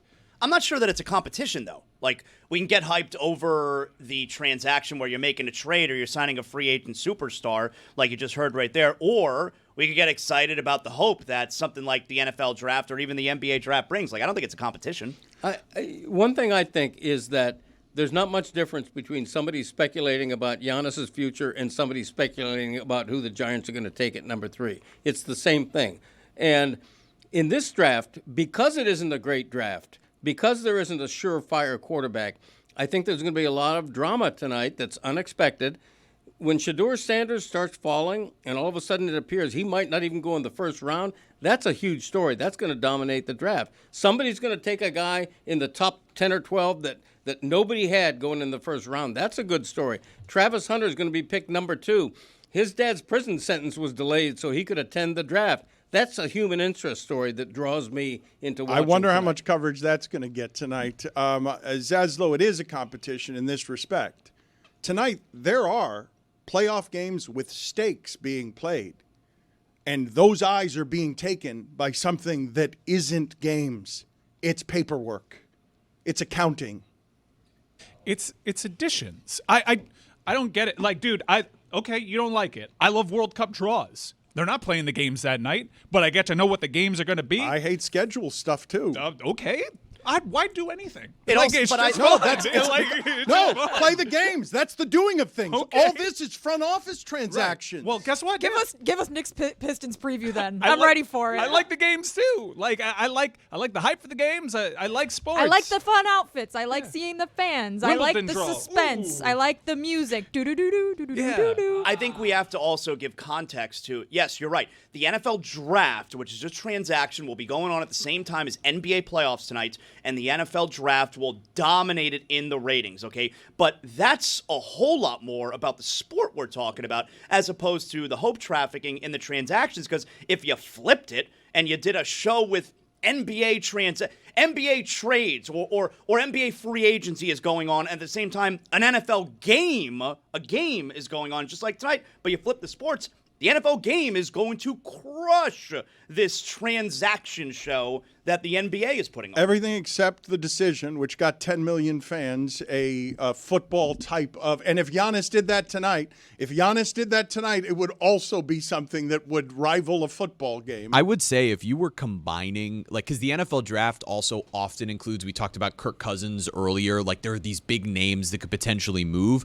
If you basically took all of the NBA's transaction window, all the free agency, all the trades, right, the draft, and put it all within the span of 3 or 4 days like this, it might do well on a random NFL weekend. The NFL is so much bigger. It's not going to happen on the a NFL playoff game weekend, will still right? outrate it. It will, and that's Right. what I'm saying. But it's the combination of you're also taking all of the best players from a sport that we love in college football and telling us what the next stage of their futures are going to be. So it's not just the hope trafficking for the NFL. It's if you're a college football fan, you're getting to see where some of your favorite players are about to start their careers, and that is exciting. The NBA and the NHL playoffs last for 2 months. They've just begun. No game played tonight is going to decide anything, whereas the NFL draft is a once-a-year enterprise. They call it the off-season Super Bowl. because it is mammoth in terms of interest, in terms of the intersection of NFL and college football, America's two favorite sports. It's going to be highly rated for a reason. People adore it and should. I'm looking forward to it. Yeah, like also the WNBA draft the last 2 years, over 1 million people watched this year, over 2 million people watched last year. It's not just the NFL. It's sports where you have hugely popular players playing a college sport. You want to see what they do the next year. It's pretty normal, I think. And it's about moments too. Like, you may not know what finished product you're getting, but if the Falcons draft Michael Penix after they just gave Kirk Cousins one of the biggest contracts at the position in NFL history, that is a seismic event in that sport. And it's just a thrilling, made-for-television event. And I understand you don't know whether or not these players are going to be good. You could say that about damn near everyone in this draft.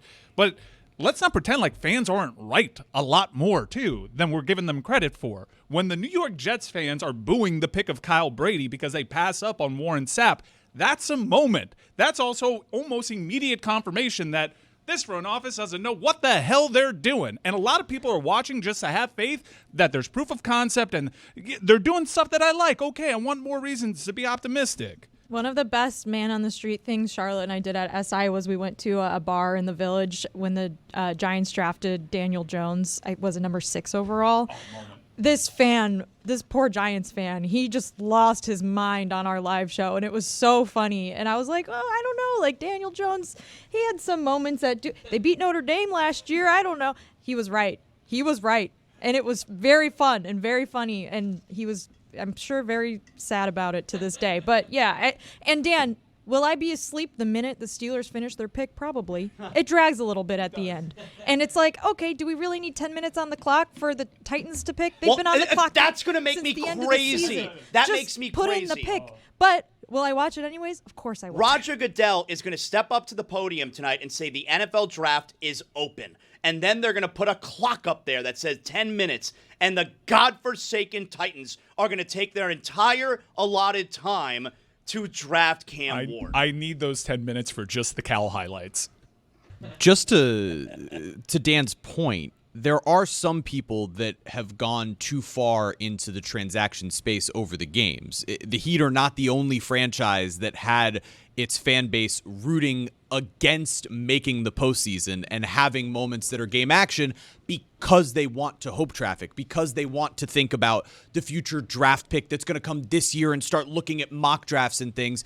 That's where maybe we start moving forward in a way that is too much, where you can have moments like Zaz and I were talking about last night's game, that's this electric feeling as you're coming back. Even if you get swept, you have the moment of the game where there are some fans that would rather not watch that and start hope trafficking. That's where it probably, jumps the shark. But I think that there's a clear entertainment in looking at which of those superstars from the previous league get into this one. Okay, and so you can say, and the majority of people listening to this can say there's clear entertainment in that. I know I'm in the minority. I just gave Dianna Russini an hour to talk about this, and we do it every single year because I consistently step out of the way on what it is the customer's desires are here.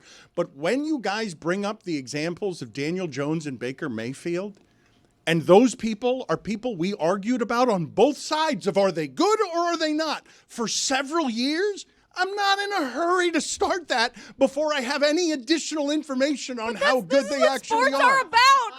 I'm still fighting about Dak. I'm still fighting about Dak. And sports. Good or not? Is Ryan Tannehill good? an empire. You have a number 20 behind your head. Put food on You're our an table. asshole. You're just an asshole. This is how I pay my rent. Pitch clock is going to be in a couple of minutes if you want your baseball and don't want us to be talking baseball. Just want Jeremy and friends Jeremy talking has baseball. fuzz in his eyebrow and it's pissing me off. You traffic on fans all the time. Mike Ryan is headed to Talladega this weekend in an RV, in a camper of some sort with friends that I don't imagine is going to smell very good. I'm going with College Mike, too. Oh, no. Yeah, College Mike.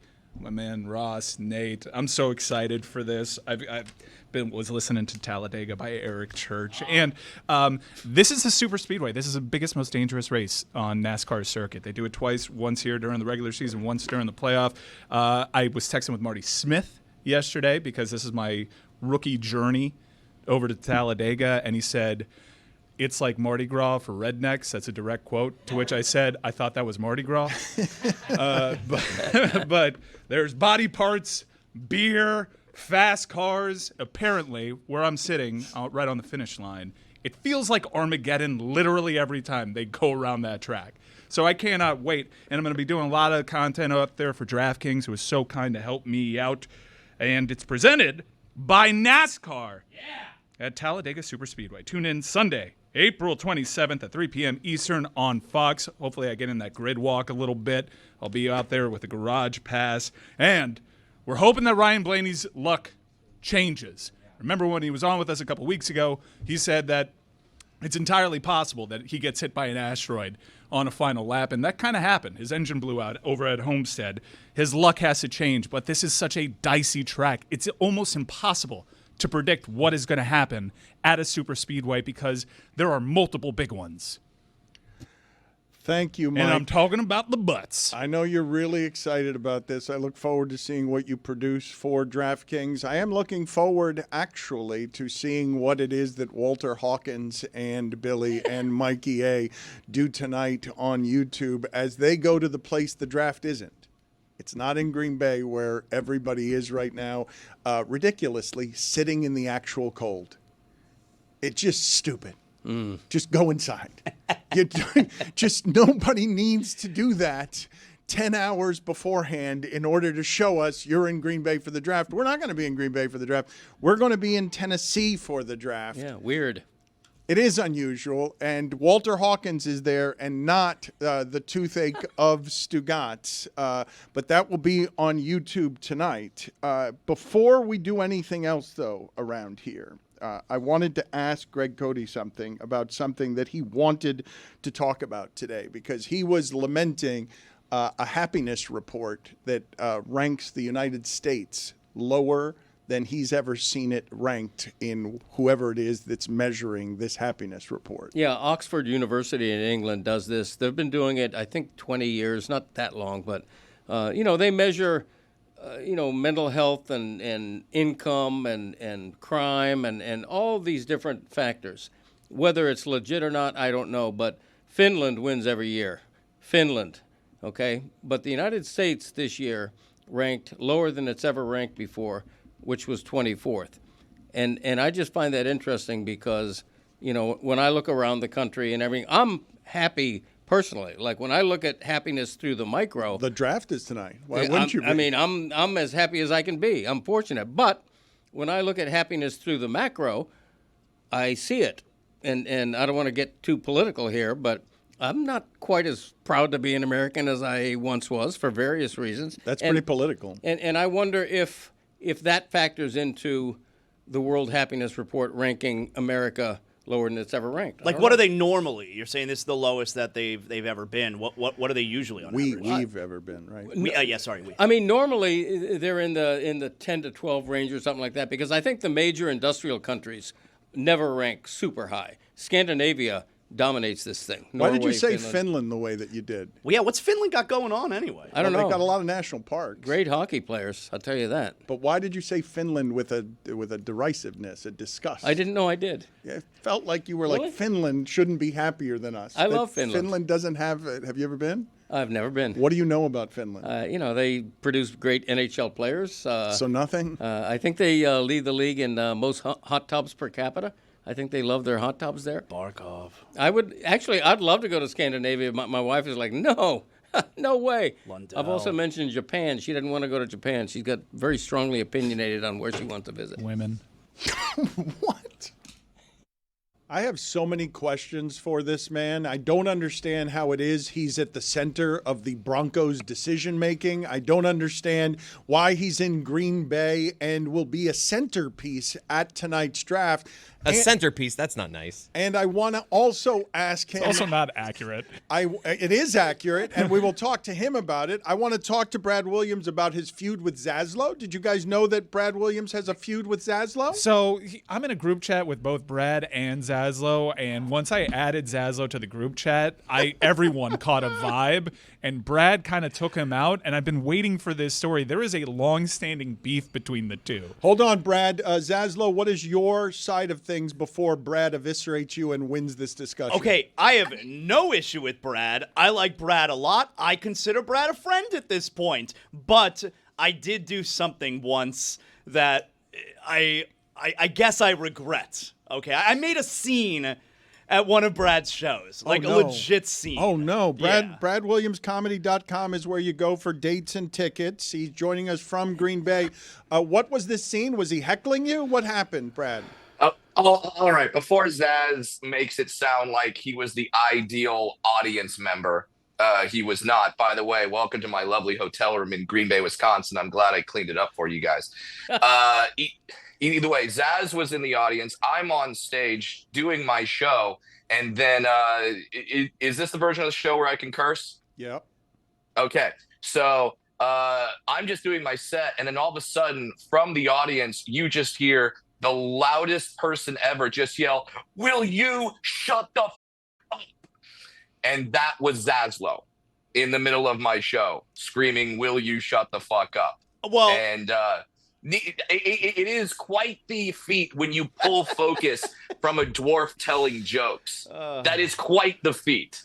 So he's right. All right. Here's I cannot deny. What? Wow. I cannot deny. Although I will say it wasn't will you. Okay, I wasn't asking a question. I was telling. All right. There was no will. It was shut the fuck up. All right, and so here's what happened. So we're in the middle of the show. I said hello to Brad before this show. He's my friend. It was good to see him. I'm there. I've seen Brad several times do his act, and my wife and I were at the show. We're sitting, we're sitting toward the back in one of the couches, and there is a really loud man who is behind us with a couple of women. They have been overserved. They are clearly drunk, and they are loud. And my wife, I don't know if you guys are like this, but if you're out with your wife and you get any kind of sense, it could be unspoken, that she is not enjoying herself, that she is bothered by something, I can sense it and it ruins my night, all right? And so I could feel the buildup. My wife is getting agitated at the people who are being loud and disrespectful to Brad, but people are being loud behind us. And eventually it's growing and it's growing, and I go from 0 to 100. I'm a calm dude, but when I get upset, especially in this case where my wife is bothered, I don't mess around. And it got to a point where I turned around and I yelled for everyone to hear, "Shut the fuck up!" Brad, were you hearing the previous people, or did you just hear Zaz ruining your show?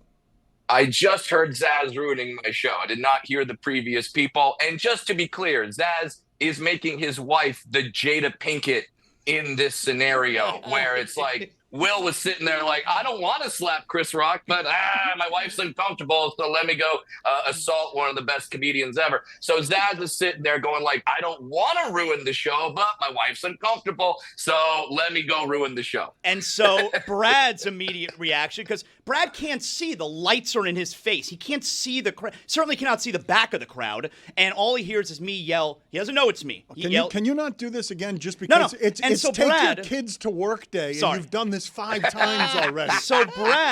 So Brad then all of a sudden stops. He goes, "Me? Shut the fuck up." And so then I realized what just happened, and the security comes, they kick the people out. But here's the thing.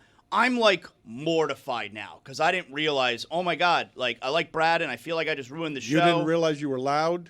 Yeah. And so the show ends now. The show ends. Okay, I'm still embarrassed. I feel really terrible. And Brad does meet and greets after the show, all right? And I'm like, I can't even handle it. I feel so terrible. I have to go wrap myself out. And so I run up to the front of the line. I just skip everybody. I run up to the front of the I can't hold it in anymore. I run up to the front of the line and I grab Brad. I go, he's happy to see me. I go, "Hey man, that was me who yelled and interrupted the show. I'm so sorry, but they were being really rude. I feel really terrible, but it was me. I'm so sorry. I'm so sorry." And Do me a favor, Zaz. Can you do the same thing at Pearl Jam? Can you do the same thing at Pearl Jam? When Eddie Vedder is going on a rant in between songs about, current tariffs and other political beliefs that he has. Can you just scream out as loud as you can? Will you shut the F Don't up? do this Can you again. please Thank do that? you. We've got kids in the room. I regret giving you guys permission to curse. I have a couple of other questions, including how it is that you ended up at the table with the Denver Broncos tonight. But before we get to that, I want to know, because we're talking about the tush push as an evolution, because I have seen a Reddit post, not the most credible of things, saying that Mike Leach once suggested the idea of using a little person in football because you can then hand him the football in short yardage situations and just flip him over the defensive line. Have you seen this? Have you heard of it? Do you believe it? And is it something that would clearly work? Not only have I seen this Reddit post, but I was firmly aware of it. And last night at the NFL draft, me and a select group of fans got to have a sort of private press conference with Roger Goodell. And they took questions from the audience. And there is video currently on my Instagram of me asking Roger Goodell this very question. I asked the commissioner of the NFL, you're banning the tush push. How about we make it legal if we throw dwarves over the offensive line into the end zone? Roger immediately hired me. I believe I am now a full-time active member of the Denver Broncos if this whole stand-up comedy thing doesn't work out. I mean, Hollywood's not hiring us. There's no dwarves in the Snow White movie, so we got to do what we can to find work, and this is what we're doing. This is a glitch in the system. I can get you 5 yards of carry this way, and that pays in the NFL. They cannot allow this. Why was your question so long to Goodell? Why was it so long? It's called setting up a bit. It's called setting up a bit, Dan. I don't know if you know how to do this, but you can't just go in there guns a-blazing. You got to set up the bit. So I wanted to make Goodell comfortable and have him thinking that I'm asking him about the tush push. When he thinks I'm zigging, that's when I'm zagging, and that's when I ask about the Mike Leach thing. So you don't think you set up the bit simply by standing in front of Goodell, huh? You thought you thought it needed more setup than that. No, he doesn't know that I'm a comedian. He sees a dwarf in a John Elway jersey stand up. He's probably thinking, all right, they gave a Make-A-Wish kid some tickets. So that's what he's thinking. So then I have to actually show him the bit. And Goodell and I exchanged numbers. I can now text Roger Goodell. I believe I'm invited to an Eyes Wide Shut style Illuminati party next week. It's going to be a blast. How did you end up at Denver's table tonight, and how active are you going to be? Are you going to shut the bleep up, or are you going to be giving helpful tips? I ended up at Denver's table tonight because I'm a C-list celebrity, and if you're going to be a C-list celebrity, choose an NFL team that doesn't have a lot of celebrity fans, or at least vocal celebrity fans. If I was a Chiefs fan, I'm like 12th in line behind the 9th lead in Modern Family. But I'm a Broncos fan, so it's like me and Angela from The Office, and that's about it. Are you excited about tonight in terms of a sports perk? Because you really have been adopted by the Broncos fan base, by the Broncos themselves. You've been on the Jumbotron dancing. It's got to be a bit surreal to be at the center of all this. It's very surreal, and I'm very excited. I believe multiple mock drafts have the Broncos choosing a running back in the first round, Omarion Hampton from the University of North Carolina. I'm really excited about that. I think he's a stud of a running back. Comparisons have him to like maybe a Jonathan Taylor. He's got a lot of speed, got a lot of size. I think he's an upgrade from Javonte Williams, who the Broncos traded to the Dallas Cowboys. So I'm really excited about that draft and getting some Bo Nix, some more offensive help. But yes, I have been adopted by the Broncos, and I am stoked about it. Any Green Bay observations? Is that a place that you've been to very often? I have. I've been here multiple times, but this time because the draft is here, they greet you at the airport with cheese curds. It's amazing. They hand you a bag of cheese curds when you get off the plane at the airport. I was on my flight. I was sitting next to Rondé Barber, and which we both walked off the flight at the same time, which had to be very confusing for anyone who was watching us get off the plane, like seeing Rondé Barber and then me right next to him. They're like, well, this is a new category on Pornhub. It's actually not that new. He's a friend of the show, comedian Brad, live on tour. You can see him live on tour, and you can go to bradwilliamscomedy.com for show dates and tickets.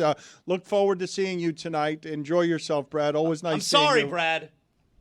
Hey, it's all right, Zaz. Let's put it to bed and let's just have a Miller Lite together. Excellent work. And not a lot of carbs. I think it's like 96 calories. No big whoop. So, and brewed right here in the great state of Wisconsin. Wow. So I'm really excited about the draft. Excellent work. Thank you, Brad. Good talking to you.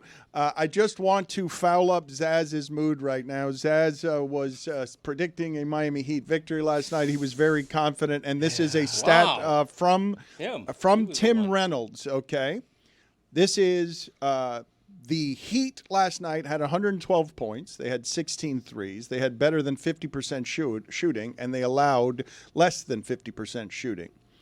In playoff games all time, when those things were so, NBA teams were 76-0. 76-0. And the Heat, with those numbers all time, were 45-1. And they lost. The Heat played their game.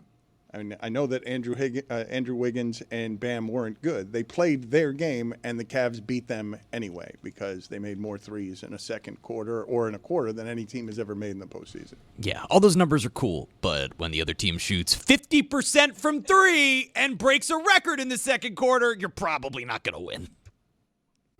We have a couple of telephone numbers. It took us 4 years at Meadowlark Media to get them, but we have landline telephone numbers that you can reach if you want to be on the Boost Mobile Hot Take Hotline. It's 305-486-4689. And if you want life advice questions or just general thoughts around the show, you could call Juju now, who's doing some stuff for us with a phone line. It's Juju Now is the telephone number, but those are just letters. So the numbers are 650-585-8669 if you want to call Juju Gotti. We have a bit of news here that we are about to break in the form of song, Zaslow. So are you ready for this news that we're about to break? I don't think that we've broken news before in the form of song, so let's hear what we've got here.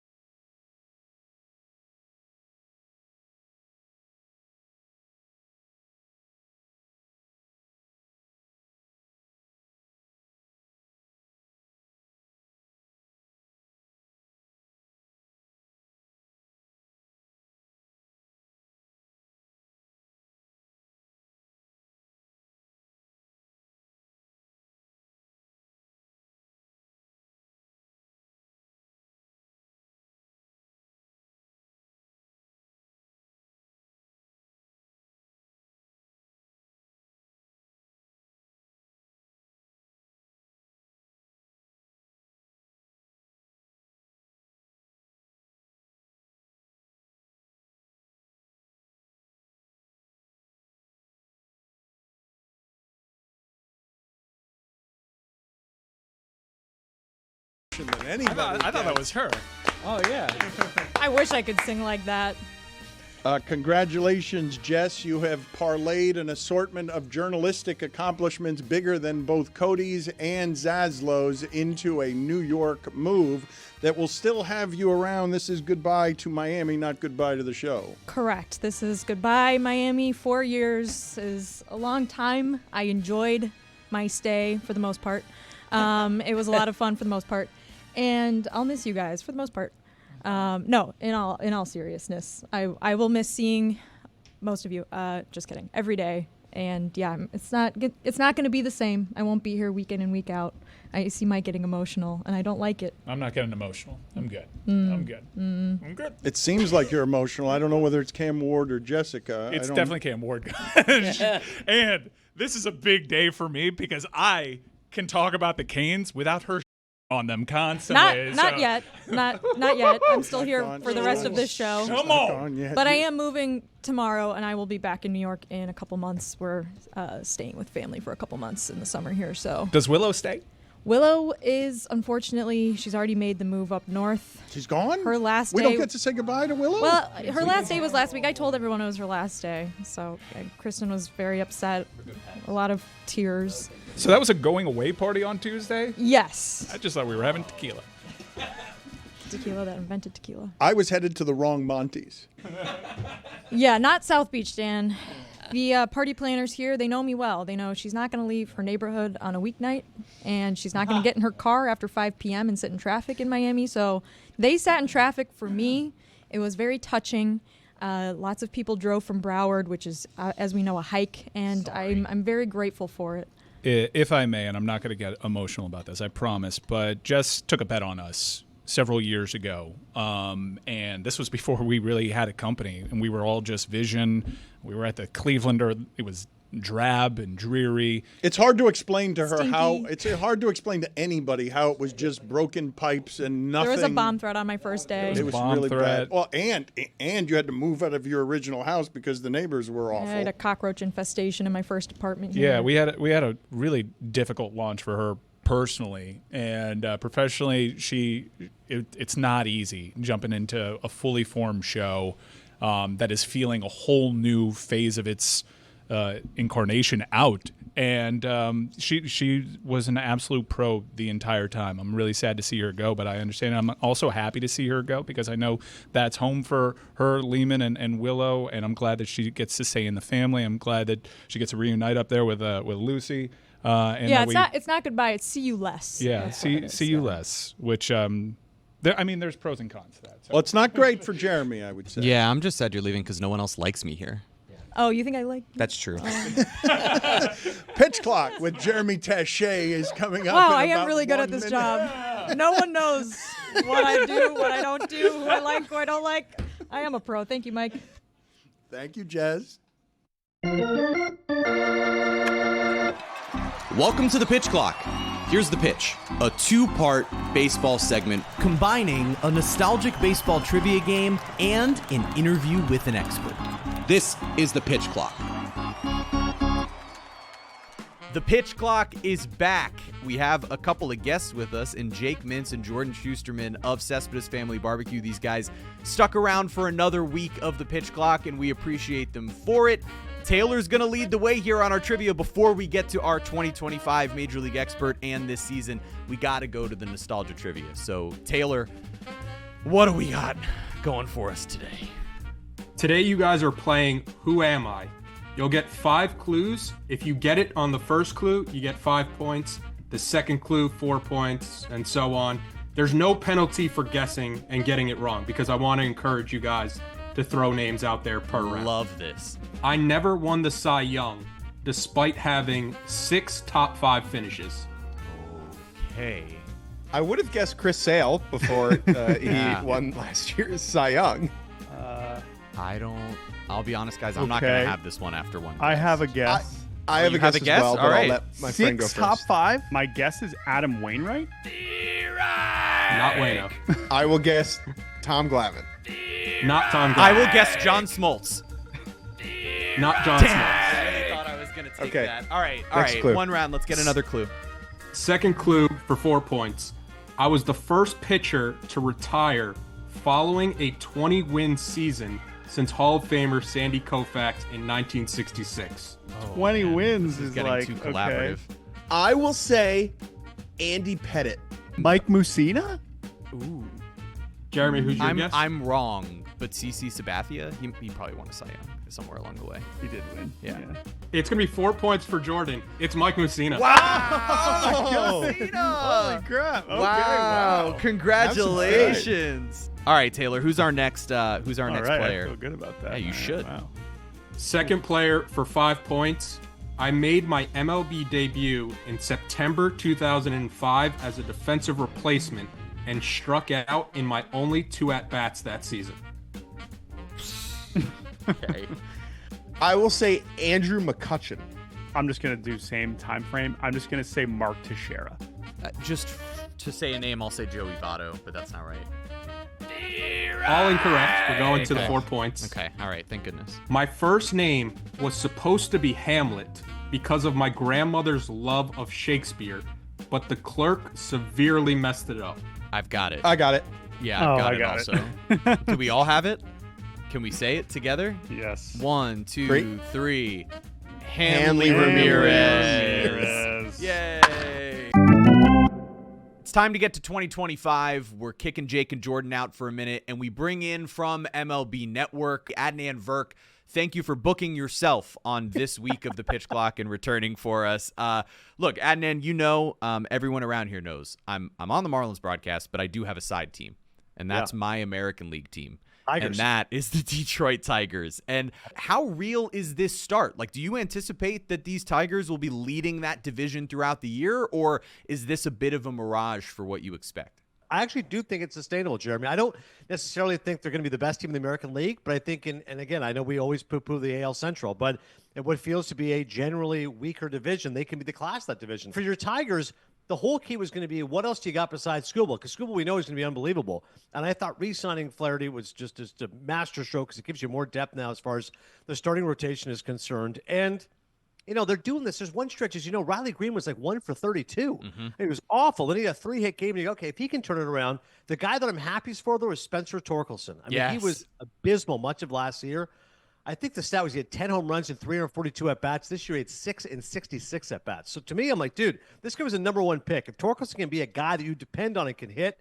Kerry Carpenter, I'd love to see him be able to hit lefties more often. You know, he struggled a little bit, so that's why A.J. Hinch platoons him. But I do really like Kerry Carpenter as well. Obviously, if you can get some production out of Baez, you'll take it. Bullpen's really good. Yeah, I don't think the Tigers are like a 95-win team, but I'm with you. They can be the team to beat in the division. I sure hope they are, and it's been fun to watch them without Rogers, who you mentioned, who to me, and maybe this can be a new looks like for Tim Kirkshin somewhere down the line, he looks like the Lorax. Like, he just looks like the Lorax. We have a special addition to this part of the 2025 baseball here for you, Adnan. We actually have Taylor with us. In this portion of the show, we sent him to the New York studio to ask a New York-based question, but maybe not the one you would think. Taylor? Adnan, the Mets go out, they get Juan Soto, the splash of the free agency. Their pitching was supposed to be their weakness. Yeah. How do you make sense that the Mets have the best ERA in baseball right now? Dude, it's crazy because I kept saying to myself, well, Manaea is going to be out, so that's going to be a bit of a hit. They obviously lost those starters from a season ago, but no, David Peterson, fantastic. Kodai Senga, great. Probably a little underrated as far as the Cy Young race is concerned. Bullpen's been great. Edwin Diaz, of course. But to your point, it's one thing to say, we got a few guys, but like 2.30 team ERA is insane. I mean, I don't think anyone expected them to be that good as far as their pitching is concerned. Lindor's been awesome, which is nice to see. Normally he's a second-half guy. He's never made the All-Star team, by the way, as a Met, because he always gets a slow first-half starts, but had that walk-off home run on Friday, his first as a Met, another big hit last night. Alonso's been unbelievable. His OPS is almost up there and Judge. So those two guys are carrying their offense, and Juan Soto's been Juan Soso. I mean, in the wins he's been good, in the losses he's been bad, has yet to hit a home run at Citi Field. It's their pitching which is carrying them. Amazing.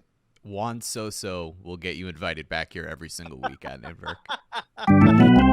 Who's our third player to guess here? Third player for 5 points. I'm the only pitcher in MLB history to throw a no-hitter against the same team in back-to-back seasons. Whoa. Oh, I think I know. I'm going to go first, and I'm going to say Justin Verlander. I'm going to go Roy Halladay. Jeremy, do you have a guess? No. Just let them take it. We're going on to the second clue, both Thank incorrect. goodness. Okay. Phew. For 4 points, I was on the cover of MLB 2K9. Oh. MLB 2K9. Why All right, 2K6? I have a guess. I think I have it, I'm but I'll let you switching. guys go. Okay, I'll go Lincecum. All right. Tim Lincecum. I'll just say mine so I have it. I have Felix Hernandez. My guess was also Lincecum. It was the freak, Tim Lincecum. Okay, so we Oh, dude, no. if Felix had multiple, I would have Wow, so you remembered. guys tied there. For 5 points, player 4. In 2002, I led the MLB in saves with 55. Eric Gagne. Yeah. Yeah, We're I was all gonna gonna guess Gagne. We're all guessing Gagne. All guessing Gagne? Gagne. Yeah. We're all locked in on Gagne. It's not Eric Gagne. 4 points.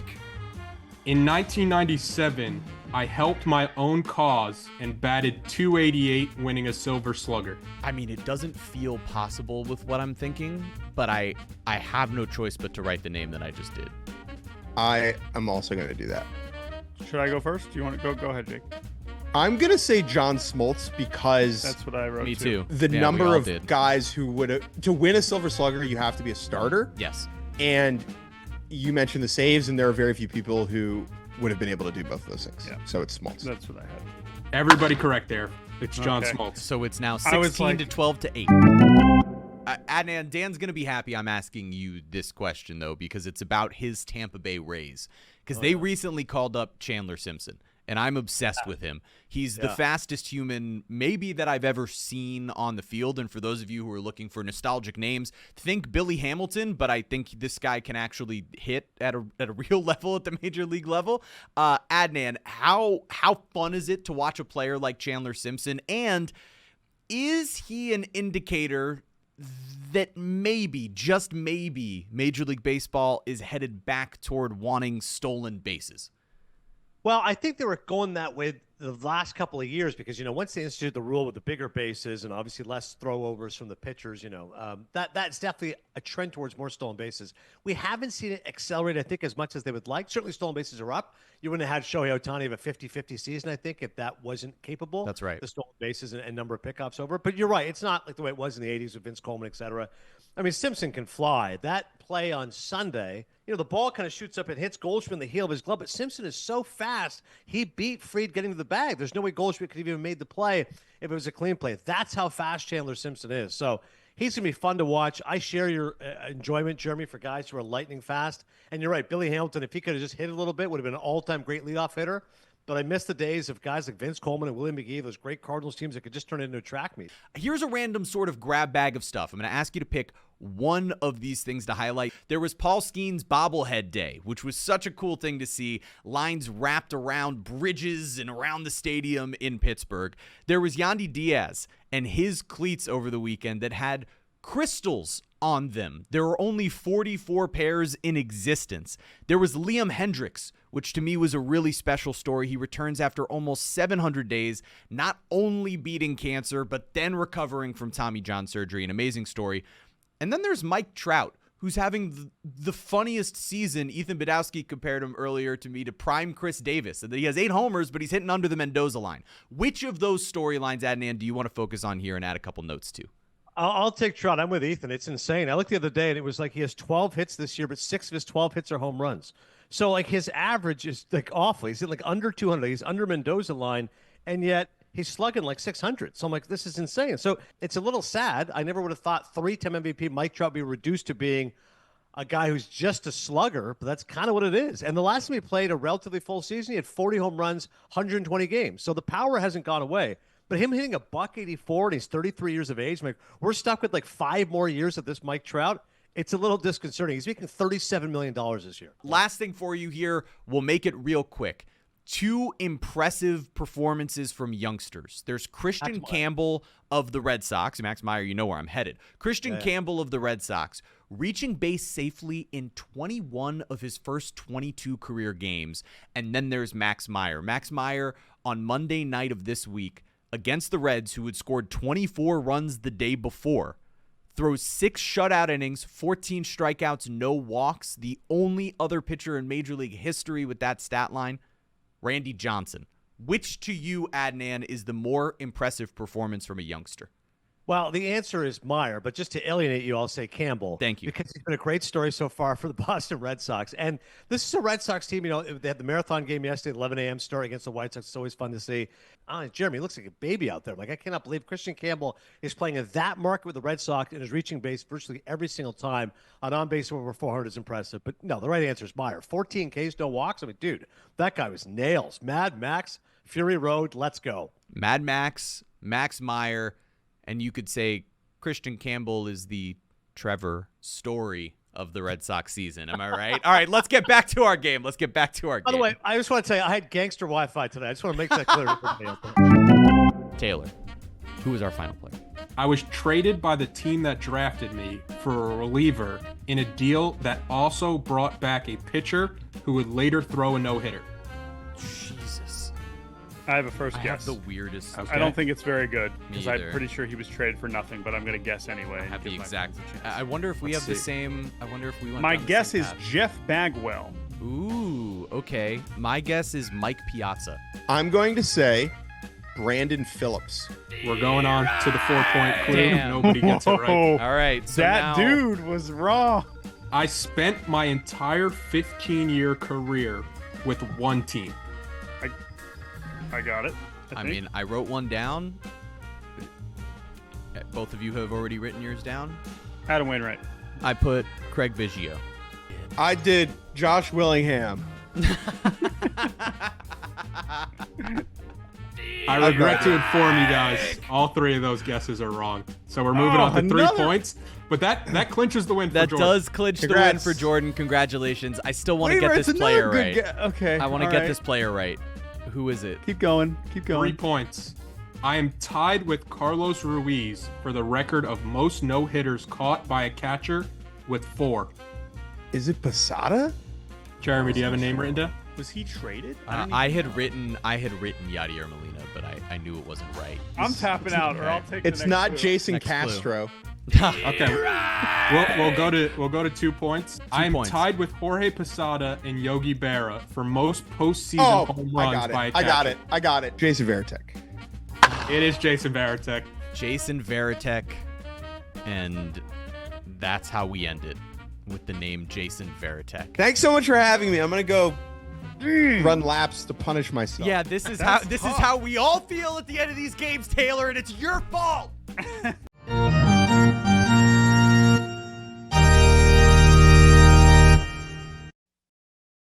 Yeah, but how do I look? Oh.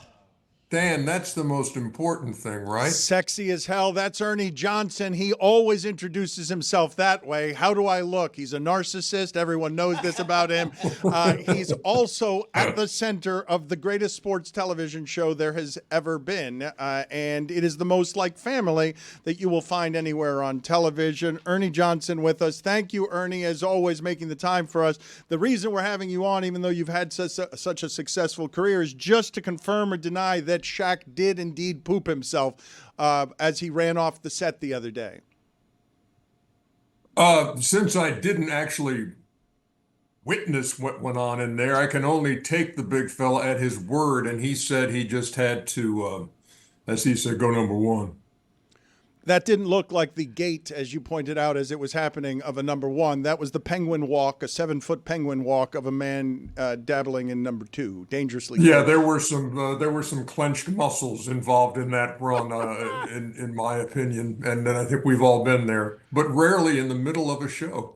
Do you ever get mad at them because you do such a great job of policing and patrolling an area with respect? Do you ever get mad that they're so unprofessional that you're like, what are you guys doing? You've crossed the line here. Never mad at that. That's what makes the show, Dan. You know, what I would liken it to is when you watch Russell Westbrook play. You know, you get the whole package. You're going to get some great moments. You're going to get some like, oh, why did he do that? So yeah, it's kind of like Chuck in a nutshell too. It's like that goes with the entire package. So no, I don't get mad at that stuff, and that's what keeps the show fresh. That's what keeps the show unpredictable and lively, and freewheeling. So no, I got no issue with that. What do you regard as the closest thing on television to what you guys do? History of you doing it. I don't, that's a great question. It's 35 years for me. So I would think it's, and again, this is going to sound like, oh, I'm putting myself in the category of so-and-so. To me, it's like Carson a little bit. It's like people want to make sure they watch it. Yeah, I think that would kind of be it. I don't really liken it to any of the shows that have been around a long time. I don't liken it to a MASH or a Seinfeld or anything like that, because it's just a different animal. But it's I would say something like that. Any kind of a show where you say, well, I got to make sure that I'm watching that tonight. Ernie, your guys were upset last night with the game that you have tonight, because you guys have Grizzlies Thunder and Clippers Nuggets is on NBA TV. Do you ever get uncomfortable when your guys are openly essentially telling your audience, our game is no good, we want the other game? No, that's, Chuck is the one who jumped all over, and he's got a point. Come on, this has been the best series of the first round so far.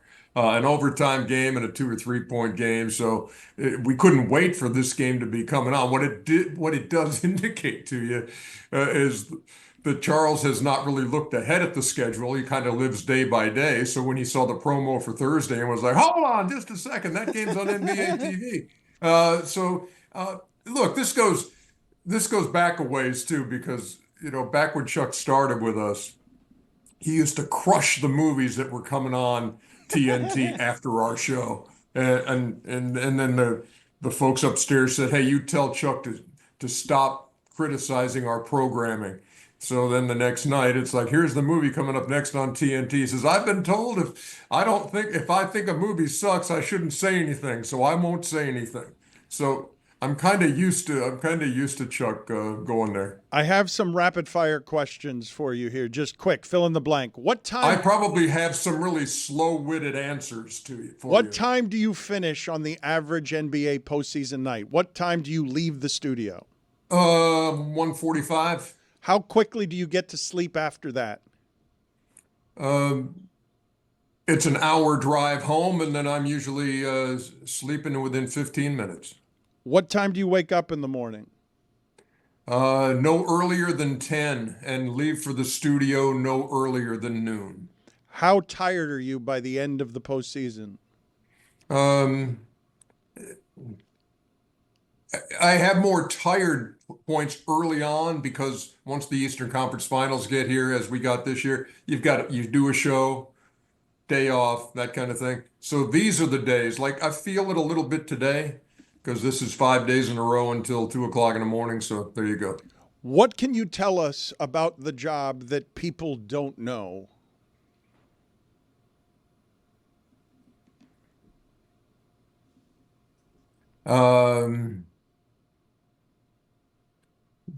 It's a lot more work before the show than it is during the show.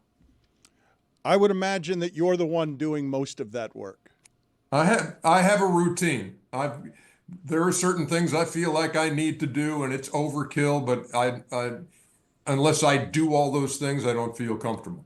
You are overprepared by what, 90%? Like, what are you leaving? The best shows are leaving how much on the notebook that never gets on the air? 98, 99.6. I mean, how are you not more efficient than this at this point in your career? How is it possible that you're still this bad at this?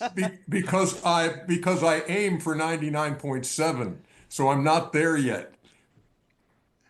It's funny to think, though, that the very best, they're always over-prepared. If I told you Eric Reed, the Heat broadcaster, what he has to do before Game 79 of the regular season, and it's just for your comfort level, right, Ernie? Or is it just patterns? Because you don't, at this point, my guess is that you could pretty much go in there and wing it. You couldn't emotionally, but we wouldn't be able to tell. No, it is. It's just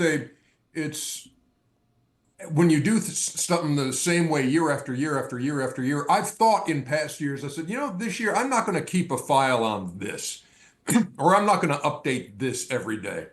And I tried it for like a day and a half, and I was like, this feels very strange. I got to go back to the way I've always done things. So, no, it's preparation takes away any, and I don't want to say nervousness. I'm not nervousness. It's not nerves anymore, like when you first start out, but it's just like any apprehension that you have. It just takes it away because you know you're prepared for anything. So if somebody breaks a backboard and they say, hey, you got to talk for 45 minutes, you go, okay, you sure it's not an hour? I've always found you refreshingly honest and transparent, and I don't want to put you in a bad spot as it regards everything that's happening with your show. What can you say to us that's not talking points about what the last year of discomfort has been around the general uncertainty of your employer? No, it's been tough, and it hits you at different points. I think originally when it was floated out there, the talk became stronger that, hey, TNT might lose the NBA. You're kind of saying, oh no, that's not going to happen. We've been together way too long. But then as it became a reality, it's a jolt and it's sad. And you think about all the years you've been around there and the relationship we've had with the NBA, and to think that's going to end, that's tough. And so, like, opening night was hard. We were in Boston, and I just kind of stood out there as we were getting ready to do this live show, and I was like, this is the last time we're going to do this on TNT. It's been a year like that where it's like, oh, this is our last All-Star. Oh, I better go to Kenny's party. It's his last All-Star party. So it's been difficult. We've been, tried to keep everybody up, because it's been tough, not just us. I mean, it's the whole crew. It's everybody. We did a show the other night from the front lawn where Ted, got the company started. And I saw faces I hadn't seen in a while who came back just to be part of the show because we're a family. And so it has that kind of an impact on you. Did you say very early during the uncertainty, before anyone else had said anything, there is no circumstance under which I will be working for anybody else? No, that became like this narrative.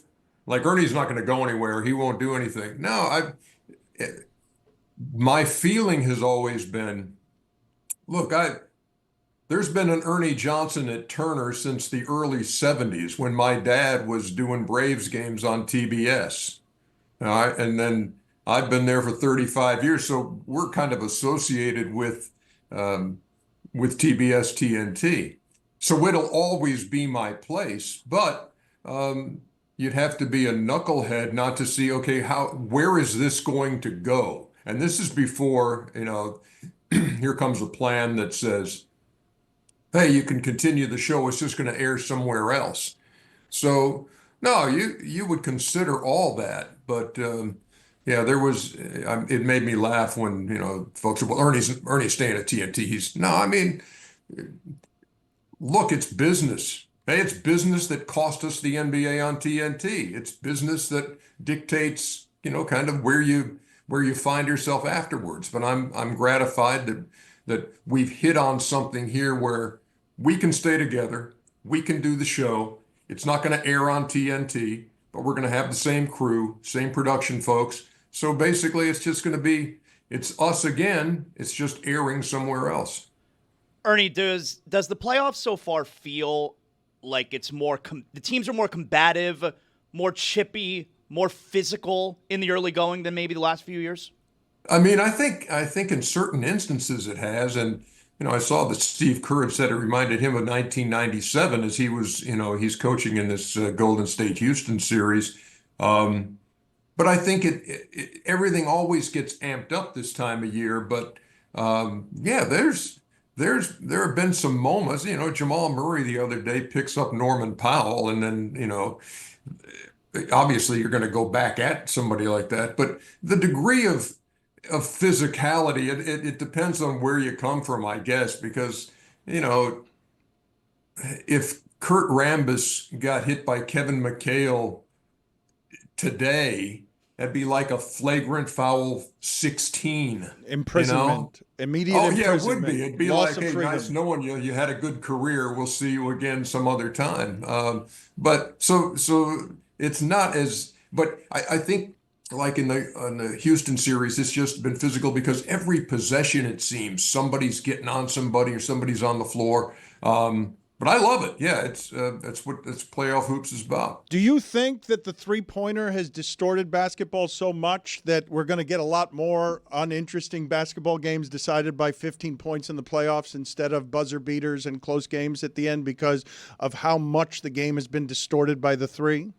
No, I don't know if it affects how many buzzer beaters you see. I mean, if both teams are hitting threes all night long, it may come down to who hits the last three. So seems like there are fewer close games the last couple of years of playoffs. But I'm just doing that from view. I'm not doing that empirically. No, I'd have to look, and I could sit down and look at all the box scores and see. But I mean, so the Denver Clipper series has been tight the whole way through. Okay, an overtime game and a 2 or 3 point game. The others, like in 1-8, the Memphis OKC, yeah, okay. Sometimes you get a 1-8 that's a dog. And, maybe Memphis turns that around and says, hey, this is not a dog series. We are going to play well tonight and we're going to get back in it. But I don't know if you can blame a lot of stuff on the three-pointer. I don't know if you can blame close games on the three. What's the surprise you're expecting to happen that is going to be a surprise to others, but Ernie thinks will be so? Detroit beating New York? Any upsets?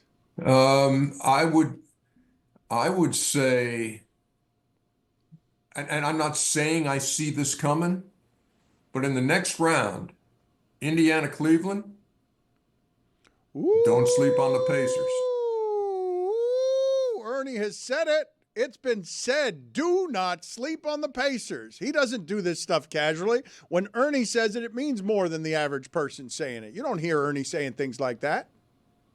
Ernie, I have a question. I saw that you were born in Milwaukee and that the Milwaukee City uniforms say Cream City. And some of my friends from Milwaukee were like, no one's ever called it Cream City before. Have you ever actually heard the Cream City nickname? Oh, I have heard it, and I do like the cream-colored uniforms. I think that's a good look. But like when I was growing up in Milwaukee, I never said, "Hey, school's out. I got to get back to my home in the Cream City." No, I don't know. Yeah, no, that's not part of my my Milwaukee lexicon. Lakers getting out of the first round? Yes. Giannis staying in Milwaukee next year? The Cream City, you mean? Yeah, sorry.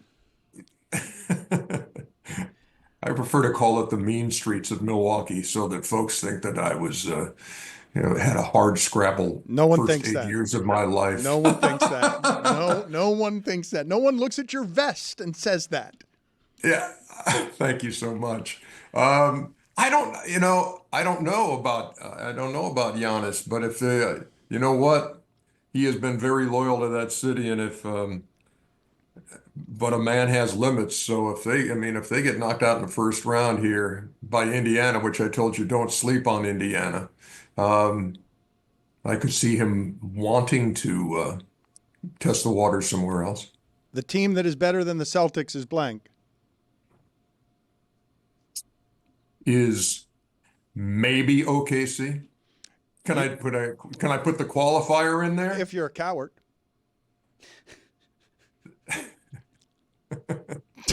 The team that is better than Boston is OKC.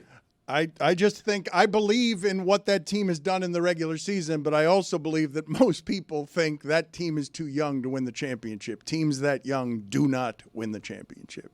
But man, I know they're young, but man, they are so deep and they have so many pieces that you need. Look, you talk about beating the Celtics 4 times. Yeah, that's going to be tough. You beat OKC 4 times, then you're showing me something. Do you expect that the Boston Celtics will be in the finals? See, that's difficult for me to say because we do have the Eastern Conference Finals. So I expect Boston to be one of the locales for our final road show on TNT. I would think that that's coming down to Boston, and don't sleep on the Pacers or Cleveland or Indiana. Do you expect Houston to get out of the first round? I do not. I like that team. I like what they got going on, and I think Sam Amick with The Athletic wrote a great article earlier this year where he talked about Ime Udoka and his philosophy, and he's kind of trying to turn this Houston team into like a modern day Bad Boys. We don't take any stuff off anybody, and we are tough, and they are. But I think that they don't shoot the ball well enough, and I think, and again, here's the thing. Look, if Jimmy Butler can't play, and I don't know what the MRI is going to show, but if Jimmy Butler can't play for Golden State, then I think Houston wins that series. So you got to allow me a qualifier every now and then, and don't call me a coward for saying that. All right. I'm sorry I called you a coward, even That's though... okay. I've been called worse. Well, you see the guys I work with? You displayed cowardice. I'm not a coward, but I displayed cowardice. I like that. Ernie, always good seeing you. Thank you for making the time, and thank you for the epic work for damn near 40 years. No, thank you, guys. I always enjoy listening to you. And always great talking to you, Dan. Much respect, man. Likewise. Much love, sir.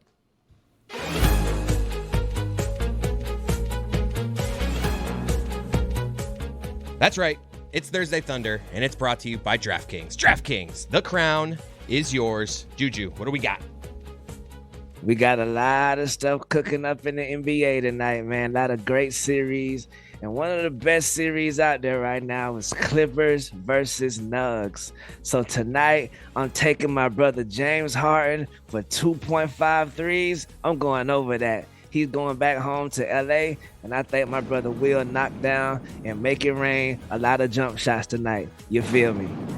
Second leg, I'm going to stick with them Clippers. I begged and pleaded DraftKings to let me get the 1.5 3-pointers from Kawhi, but they say, hey, we got to stick to the script. And I said, you know what? I still believe in my brother Kawhi. 2.5 threes for my brother Kawhi as well. He going to need them. There been some knockdown, drag-out fights against them Nuggets. And I think he going to let it rain tonight as well. You feel me? And for the third leg, I'm going with the Oklahoma City Thunder. They're visiting the Memphis Grizzlies tonight. Pretty much the most boring series thus far up to date. And I think it's gonna remain boring tonight. I think I'm gonna take my brother Shai Gilgeous-Alexander and the boys for over 9 points tonight. They're gonna cover and win. I think they're gonna win by more than 10, maybe more than 15. I got them beating the Memphis Grizzlies tonight and keeping it uninteresting. Thank you, Juju. Jeremy was offended by fact Chris. that Chris Cody said Cleveland, Miami would like a word. It's ridiculous. On boring series. Single-digit game last night. Come back, got it within 2 with 4 minutes left. But no, the team that got blown out by 50 points is somehow the same thing. Ridiculous. This is why Jessica is going to New York. By the way, she loves me. Don't let her tell you otherwise. Yeah, why would we let her speak for herself on that? Why would we let a woman speak for herself? Zaslow has been bummed since that song played earlier from Taylor. I was shook. He was emotionally, I'm not going to say broken, but didn't feel like we paused long enough to allow to marinate the emotion of Jessica after 4 years going from Miami to New York. I didn't like that news. I was taken aback by it. I did not expect it. I think it's a major bummer. Yeah, I was aware of the news because I'm a journalist. Oh, Greg, I'll miss you the most. Thank you. Or will I? Likewise. Before we get to Juju and the polls real quick, I didn't do this with Mike and Cody today, and I am kind of amazed that things are moving so fast in sports that a messy situation has escaped our attention today when Greg Cody is desperate to talk at all moments in his life, Lionel Messi. Yeah, this is what Mike and I have a passion for soccer, I think. Mine goes way, way back. His may be stronger than mine today. But Lionel Messi and Inter Miami play tonight at Vancouver. in the first leg of 2 legs in the CONCACAF Champions Cup, which I think, Mike, would be their biggest trophy so far, right, if they win it. Yeah. Semifinals tonight. So yeah, it's a huge trophy for MLS. It's very difficult for MLS to win this trophy. It's historic. They're often facing off against a team from Liga MX, and they have very little luck. This is a crazy fixture list that Inter Miami has here. Right. Vancouver to Fort Lauderdale and back and forth is a pretty crazy thing. And I'm happy you mentioned Inter Miami because they made a couple of moves, potentially moves before moves. They got a lot of general allocation money back in return for a really popular player. Like, it's hard to say club legend for a club that's been around so little, but Robert Taylor got moved yesterday. Bobby Ballsack's a big time fan favorite. You have my attention. Yeah, Bobby Ballsack had a flair for the dramatic, had timely goals, was a really good player. Parlayed his play over at Inter Miami to a national team appearance for Finland, I believe, actually. So that's another thing that you can associate with Finland. Bobby Ballsacks. Yeah, it's a brutal schedule they have because they're going back and forth across the country. Leg 2 is when? Saturday, I think? Or no, it might be Monday. Anyway. Doesn't matter. But in between, they have an MLS match. So they're playing 3 matches in a week, and they need Messi for all 3, although I think he could skip the middle match. But they really – the whole team is together now. They're healthy, I think. And Messi's playing as if there were any doubt. And this is a trophy they really want to win, so it's exciting. Obviously, if it weren't for the draft and the NBA and NHL playoffs, this would be number one. Obviously, if it wasn't for the 700 things that are more important than that, we'd be talking about Lionel Messi. I mean, seriously, though, put that in perspective. Lionel Messi is the most famous athlete in the world, playing in a very big tournament for Inter Miami, and it's barely on the radar down here. That speaks very well of our sports market. Well, but what's the reason for that, though? Because we have so much else going on. Do you think the club promotes it properly? I do. I also think it's fair to say soccer's still a niche sport in this country. And as Mike alluded to, Inter Miami doesn't have a tradition down here. They were a very bad losing club before Messi arrived, and so they have to earn that. And my news was more important, so we had to get to that first. Exactly. We've got to get to the polls as well here. Sorry, Juju. Nah, it's all good. I love to talk. Just a couple of things, man. Like, Jessica, like, oh my goodness, you had such a run down here. Thank you so much for befriending me. Thank you so much for befriending my baby. You and Lehman invite us out. And like, bro, just thank you for your friendship over the years. You feel me? Salute to a great run. I know it's going to keep going up and up and up. But yeah, I was just like Zaslow when I heard the news. Like, oh man, sis going back. But at least I know you're going back to a place you love. So all the love sending your way. And I wish you nothing but the best, sis. Thank you, Juju. I feel now that there has been multiple sentimental comments made. I should have prepared something. I didn't prepare anything. I just made some like snarky, sarcastic, like, haha, well, I'll miss some of you jokes, and now I feel bad. So thanks, Juju. That's the Meadowlark way. You made me feel Leave bad. Here feeling bad. We only prepared a Taylor song, which I'm going to say is the greatest of indictments. It's the least effort any of us can provide in terms of anything to have a Taylor song if as we could the punctuation. Perhaps end the show when Juju's done with my top 5 things I'll miss about Miami. Oh, excellent. We will do that, and we will play another song that we have. But first, we do have to get to all of these polls because people like the updating of the polls. For sure. We're going to get to the polls, but I have an apology as well to the fans of the show and the listeners of the show. I be coming on here trying to be the version of myself that I think y'all want to see. I be trying to be not as ghetto or not as me as whatever I'm going to be. But I think I've been overcorrecting for the last couple of days. And I turned into the fun police out of a sudden. Like, holy moly, get this guy out of here. So I want to report a crime to myself, to the fun police, and get me out of here. Because what have I been doing lately? Sheesh, overcorrection in the worst way. Also, salute to the chat. Jason Ambrose, Billy Squibbooks, Money Jordan, Cool Runnings, 1674. I love you. And also, lastly, Greg Cody's pinky ring. Oh, we're not doing enough reporting on Greg Cody pinky ring. That thing is amazing. You, sir, are a true player, and I see you, brother. Thank you. He's had that pinky ring for a long time. But Monty Jones is a big fan of your pinky ring. The pinky ring has been something in the Cody arsenal for how long? Probably 10 years. Ever since I stopped wearing a wedding ring. Why did you do that? I'm still happily married. My wedding ring, this is how long I've been married. My wedding ring actually split in the back, and I didn't have it repaired, and it was like pinching my skin and everything. So I'm like, I'm married. I love you. I don't need a wedding ring. And so I want a little bit of, although I do have this on, I'm not a big jewelry guy, but I just adopted the pinky ring. You're having a bad arm day. I'm having a bad arm life. Bad arm year. Yeah, but thank you for pointing that out. You have a no wedding ring. How does Erlene feel about this? And are you sure it's not because your fingers have gotten fatter? She doesn't care. No, my fingers have always been this fat. She doesn't care. No, I mean, when you've been married as long as we have, come on, who cares? Let's put it on the poll at Le Batard Show. When you've been married as long as the Codys have, who cares? Yes or no at Le Batard Show. I want 100% of that result. What do we have for polls here, Juju? Are there some dumbass teams out there? This might be a record. 99% of the audience says yes, there are. Wow. Wow. Do you offend Green Bay when you go cheese that's not dairy? 90% of the audience says yes, you do offend those guys. Last poll, have the Jags ever been electric? 82% of the audience says no, they have never been electric at all in their career. What have been the Jags' biggest moments? I've got them going into New England and almost winning with Mark Brunell as their quarterback, and I also have them coming back from 28-0 against the Chargers in a playoff game. Don't forget the Blake Bortles years. AFC Championship game of Blake Bortles. They beat the Steelers at home. Electric. Was it Bortles that almost went into New England and won instead of Brunell? It was Bortles. It was Blake Bortles. I watched that game at Bill Barnwell's house. What a legend. Wow. Oh, I'm going to live near him again. Barnwell's barn. He is a legend. We had a best rant nominee, too, from Jessica today, by the way. I'm sorry. Go ahead, Juju.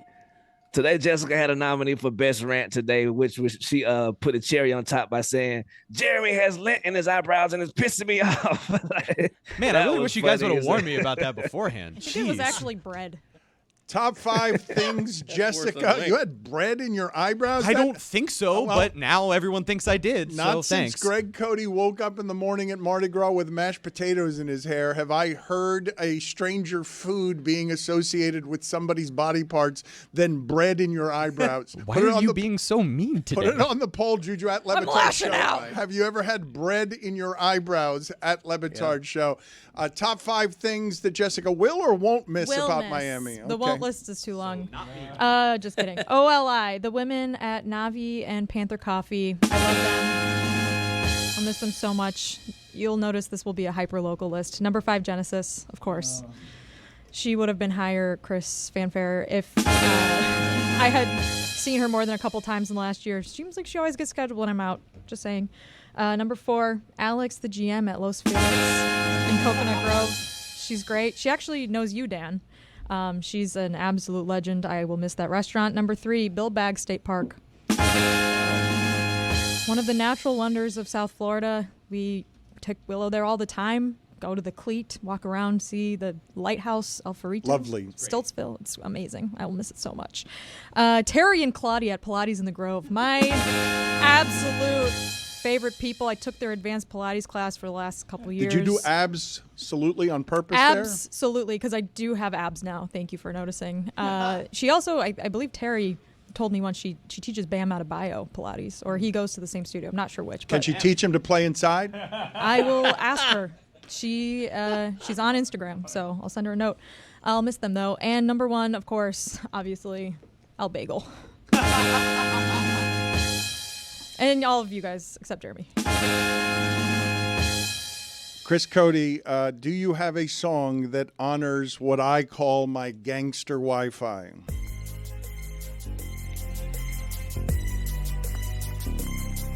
As I walk the back alley of Prime 112 with Glizzy in hand to take a look at myself.